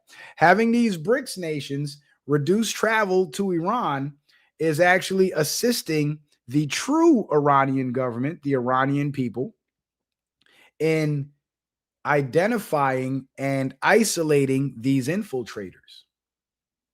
You see what I'm saying? So the faking of the war is actually aiding in the effort to remove the infiltrators. It was the same thing that happened. We saw the same playbook being used during COVID in 2020 when all these pedophiles were being arrested by the military. What was happening? The lockdowns were happening. And when the lockdowns were happening, air travel was slower, so airports were thinner. Crowds in the airports were thinner. Travel outside of the country, hell, even travel across the country was significantly reduced. So any high-level targets or even low-level targets that were trying to flee would be easily identified because within these travel hubs, these major train stations, these bus terminals, these airports, they were less and less people, which means the big crowds that these targets could disappear within were no longer there, thus making them stick out like sore thumbs. So it's literally the same playbook. And this is how I know Trump is helping to orchestrate this, because that's what they did in 2020. Now, here's another one. This is the picture that I put on my thumbnail, right? The picture of this bombed out plane, the bombed out building in the background, right? But I'm going to show you something. And this, ladies and gentlemen, is your 100% proof that what we're being told about the war in Iran is not anywhere close to what's actually happening. 100% proof. And guys, please don't forget, hit the Cash App, hit the PayPal, hit the Venmo, and support the show. We need that support. We haven't been getting much support. And like I told you guys before, man, you know, I got quotas to meet. And if I can't meet those quotas on YouTube, I got to do it elsewhere. And that's kind of what's been happening. You know what I'm saying? But I would like to generate enough revenue on YouTube so I won't have to dedicate so much of my time to, generating revenue outside of YouTube, which means you'll be able to get more Citizen Man. You feel me? You get what you pay for. So you pay minimal, you're going to get minimal because I got bills. Damn it. But anyway, let's continue on. Iran's Murabad airport hit by catastrophic U.S. Israel airstrikes. Boeing 747 set ablaze amid explosive escalation in Tehran. Oh my God, they bombed the airport. But did they though? But did they? Let's take a look. I don't see much major infrastructure damage in this image. That building is smoking a lot, but I don't see much damage, no broken windows or nothing. This plane allegedly got hit by a missile on the runway, but somehow the entire fuselage from nose to tail is still fully intact. No broken windows on the building. That's just for starters. Oh, it gets better. The escalating U.S.-Israel military campaign has hit a new high as Tehran's Murabad International Airport has been struck by a series of powerful airstrikes. Has it really, though? Because it sure don't look like it. But anyway, the once bustling airport, a crucial hub in the region, is now left in ruins. What? In ruins? Where? You see what I'm saying? Like, it's all fakery. With a Boeing 747 aircraft seen engulfed in flames on the tarmac. These shocking developments are part of a broader conflict involving the United States and Israel, which has brought unprecedented danger to civilians and travelers in Iran. With ongoing attacks on strategic infrastructure, Iran's capital is now at the heart of a volatile situation, leaving travelers and aviation experts alarmed. Here's another point that I forgot to make about the article about tourism being brought to a screeching halt. Less tourists coming into the country means less outside eyes coming into Iran to see that what the news is telling us isn't really happening.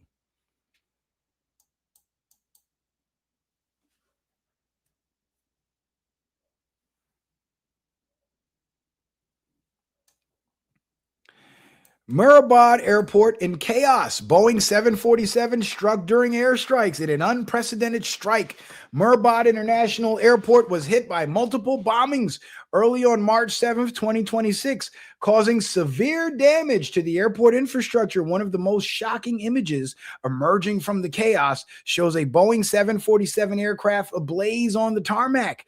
Videos from social media show the aircraft in flames. And while the specific airline is not yet confirmed, it is widely believed to belong to one of Iran's key international carriers, Mahan Air or Iran Air. The fire and explosions have grounded all flights, causing widespread disruption to air travel. Airports across the region, including Dubai International and Saudi Arabian hubs, have faced severe delays and cancellations due to the ongoing conflict. Now, let's look again. They haven't been able to identify the plane, but there's the name of the plane right there on the freaking side. That's number one. Number two, they're saying that this plane was hit by a missile along with the airport, but the airport building is still intact with all the glass still there. The building behind it seems to be still intact with all their glass still there, yet there's this big cloud of smoke coming off of it. The aircraft, they say it was hit by a missile, but it's still fully intact. So what they're saying about what's being shown in this image makes no freaking sense. It makes no sense at all. There we go. There's the blown up version of that image right there. And I believe they're faking us out with this Iran war. Because here's the thing, if this article is describing a situation that the imagery does not necessarily portray, then who's to say that the other articles that we've been seeing circulating about what's happening in Iran are actually true? Who's to say they're true? We don't know. But what we do know is this fucking article is fake as hell. We do know that. How many of you guys believe this is a real image? Let me do a poll of the audience. I'm going to poll the audience. Do you guys believe that this is a real image? Put a 1 for yes, 2 for no. Yes, it's a real image. 1 is yes, it's a real image. The number 2 means nope, I think it's fake. I'll give you guys a few minutes, a few seconds.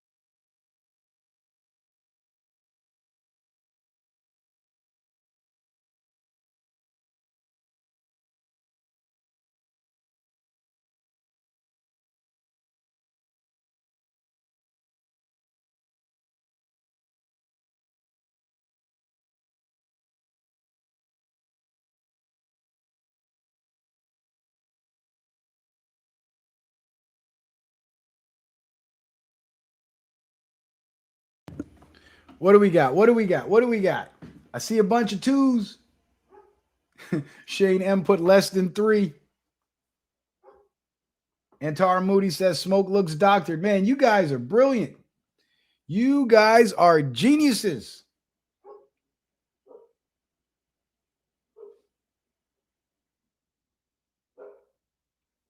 All right. So guess what I did? I went to Chat GPT. And shout out to Brother Sanchez. I got to give Brother Sanchez his props, because years ago, through listening to his show, the brother Tim Truth came on to Sanchez's panel and shared with us this magical AI tool called Chat GPT. And ever since then, it's been catching on a lot, and it definitely got my attention. That's how I make my thumbnails now. That's why they look so much cooler than the old thumbnails. But I got on Chat GPT and I screenshotted the image from the article, because I looked at it and I thought the same thing you guys thought. This is some bullshit, right? So I punched it into Chat GPT, and it said, and I asked the question, is this image AI generated? Right? That's the big question, because that whole article that we just read was centered around this image and what's going on at the airport where this image was allegedly photographed. Right? And ChatGPT says, I can't determine with certainty from a single image alone, but this looks very likely AI generated or heavily manipulated rather than an authentic news photojournalism image.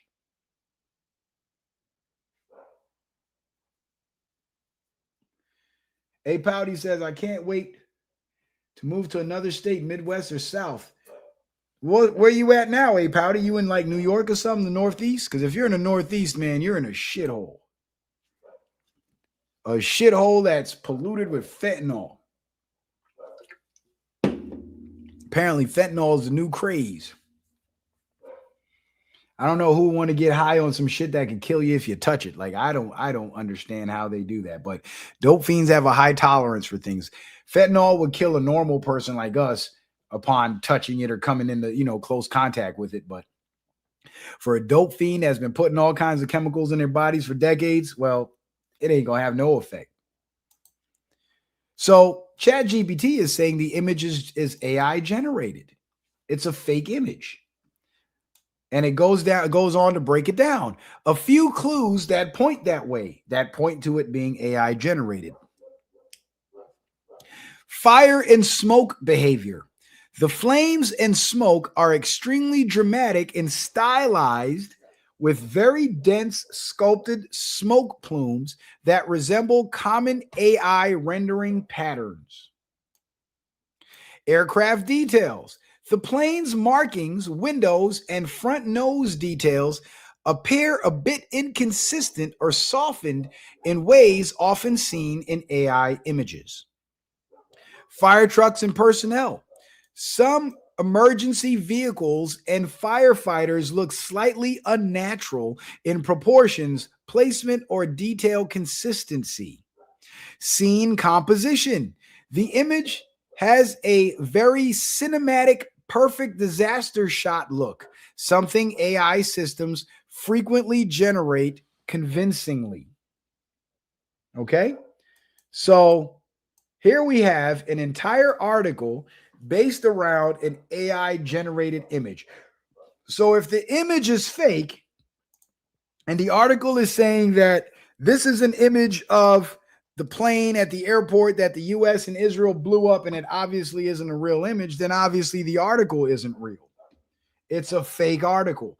And if you go back and you look at all the other articles that talk about the US and Israel bombing Iran and they show these images of the bomb sites and you run them through Chat GPT, I am now 100% convinced that you will get the exact same response from Chat GPT. The shit is fake. The shit is fucking fake. And mind you, isn't the jet fuel stored in the wings? And a missile hit the plane here, didn't destroy the fuselage. It just set it on fire, but it didn't explode with all that fuel in it. How does that make any sense? So again, and these fire trucks look like freaking toys, by the way. How does that make any sense?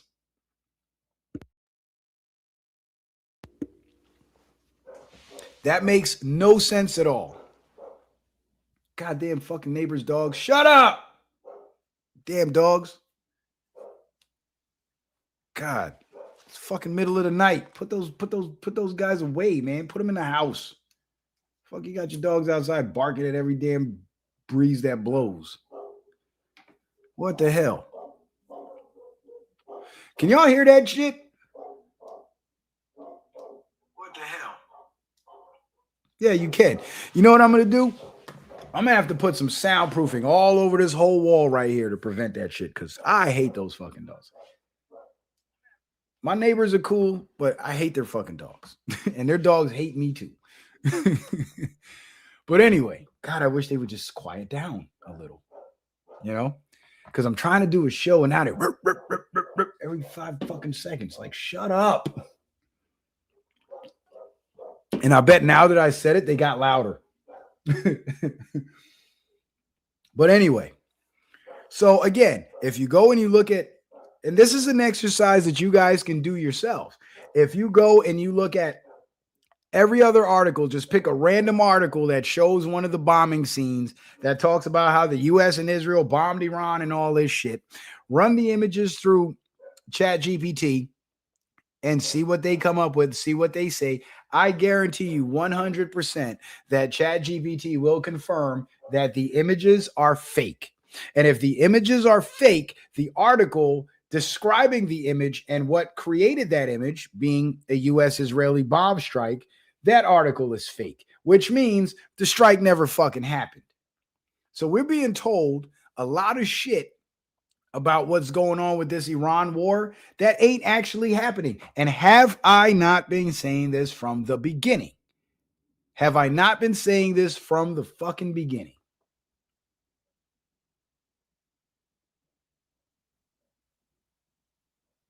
That this war is one complete staged event. And the number one telltale sign is that Russia and China have not retaliated against the US for attacking their ally. That's the number one tell. Number two tell is now the fakery in the articles that we've just uncovered. And again, this doesn't take any special skills or any special qualifications to do. Chat GPT is at everybody's fingertips. So we can verify all this shit for ourselves. So if you still don't believe me, or if you're still skeptical about what I'm saying, you guys can go research this for yourselves and see what I'm saying being true. Like, go look at the images of the US Navy ships that the articles claim Iran bombed, and run them through Chat GPT and see what Chat GPT says. I guarantee you it will be the same result. Because the thing about it is, if this was for real, they wouldn't have to use fake images to do it. They would be real images. Because we can go back to articles about the war in Iraq, the war in Afghanistan, and pull those images and run them through Chat GPT and see that they're real images and they're not AI generated. We can go back to images of Gaza when Israel was bombing the shit out of Gaza and run those through Chat GPT and see that they're not fake images. So why the contradiction? Well, because the Iran war is fucking fake. It's not really happening. And this is 100, in my opinion, 100% proof that the war is fake. All right.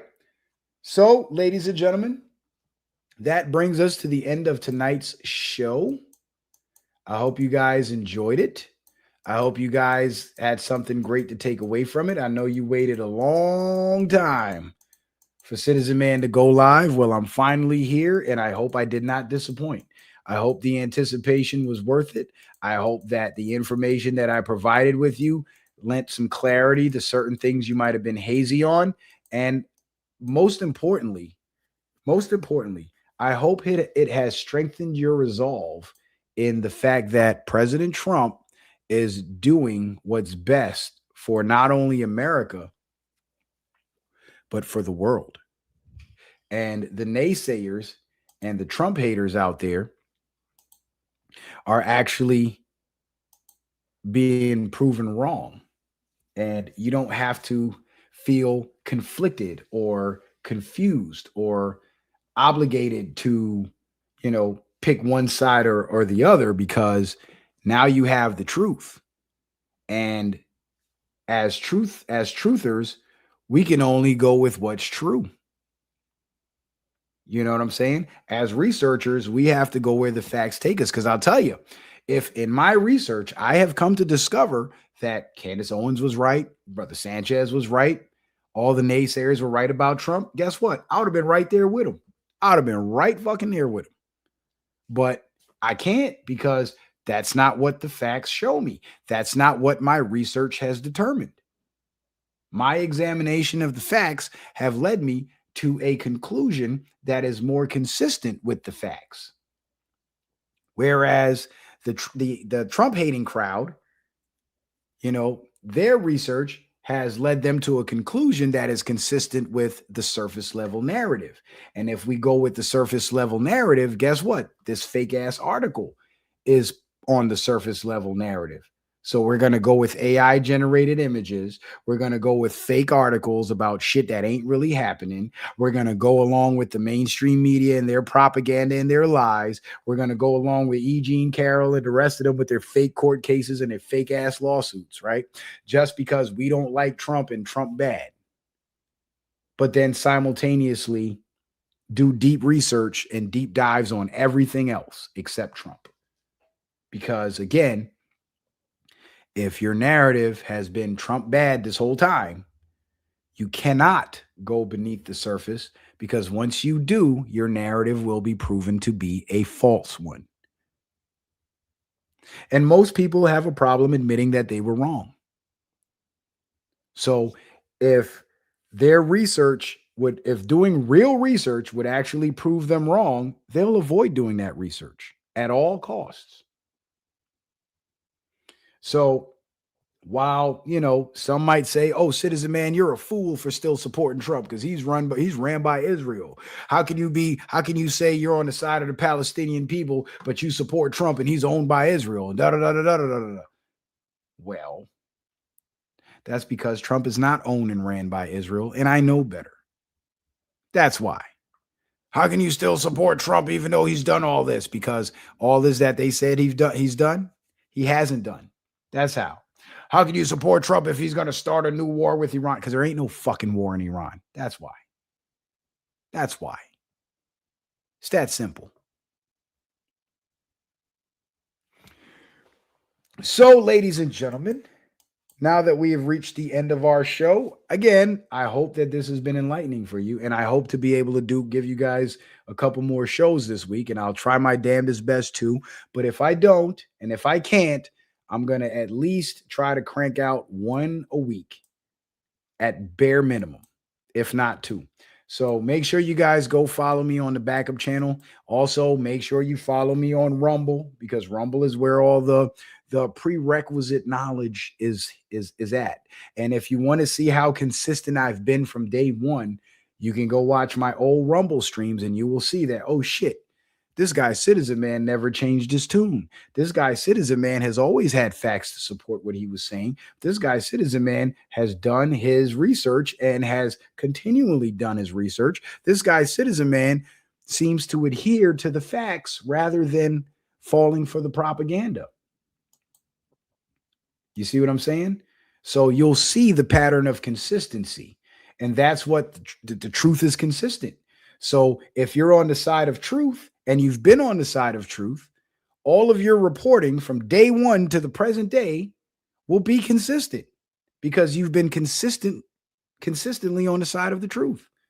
I've never flip-flopped and changed my tune. Now, there's certain little factoids that I've been wrong about that I've admitted to, because I'm not perfect. I'm not AI. I'm not Chat GPT. But for the most part, 95% of my reporting has been 100% accurate because it's fact-based, and I've always taken the time to produce evidence to prove my point. I'm not just going to get up here and tell you some shit just because it makes you feel good or makes you agree with me. I'm going to get up here. I'm going to tell you some shit. I'm going to show you some shit. I'm going to show you some more shit. Then I'm going to tell you some more shit. Because that's what true journalism is about. It's about presenting the facts and getting to the truth. And I'm sick and tired of seeing these weak ass, noodle back ass conservatives going along with the Trump bad narrative because it sounds good. It's the same way everybody was like, oh, President Biden, President Biden, President Biden, when the whole fucking inauguration was fake. The whole presidency was fake.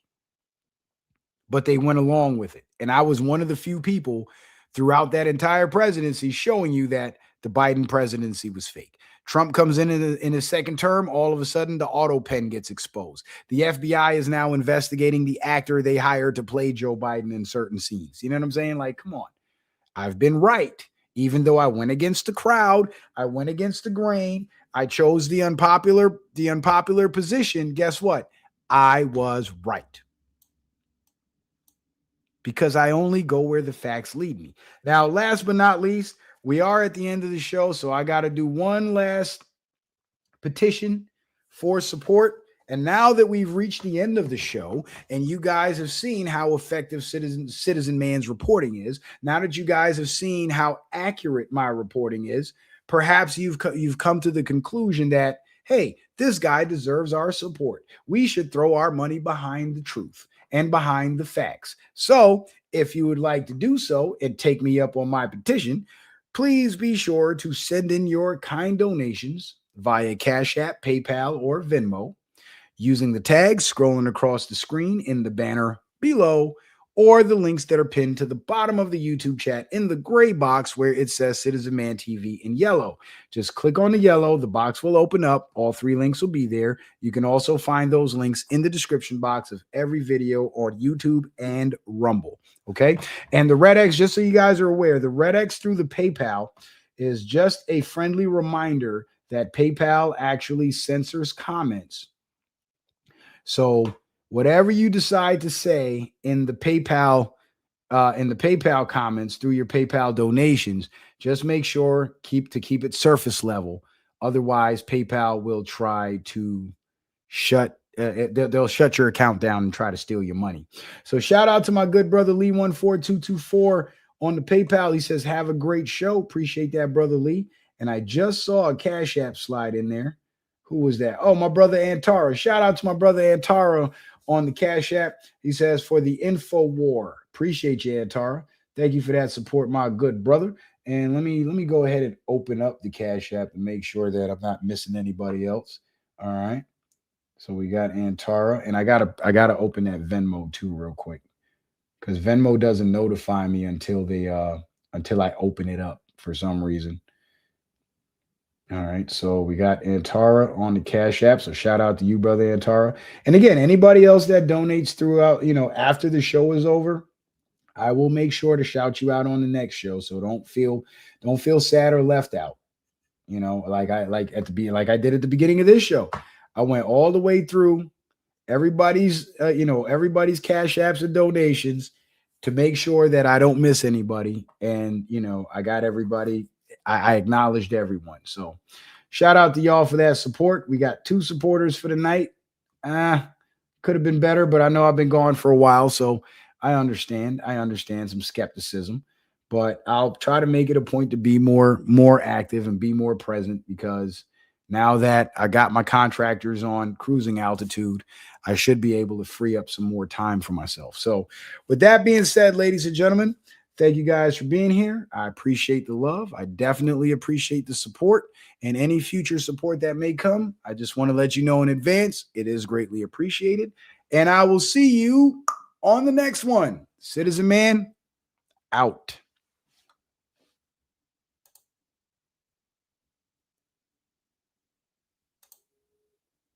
Oh, shit. We got another Cash App. Damn. I just X'd out the slideshow. Shout out to Kenya. She says, show me the shit. Appreciate you, Kenya. Thank you for that support. So we got 3 supporters. So that's awesome. We're shutting it down with 3. Great. Beautiful. Beautiful. Hey, how you guys like the hairdo? I'm trying to rock the curls. I'm bringing the curls back. This is how Anthony wears his hair. So I'm trying to Anthony's my son, by the way, for you guys that may not know. I'm trying to bring the curls back. What do you guys think? Should I cut it low, like in the thumbnail, or what? You guys like it? Because in the thumbnail, I got the low cut and the short beard. Now I got the curls and the long beard. What do you guys? I look like Mountain Man, or should I just cut it all back like I normally do? I don't know. Let me know in the comments. I'm out of here. Peace.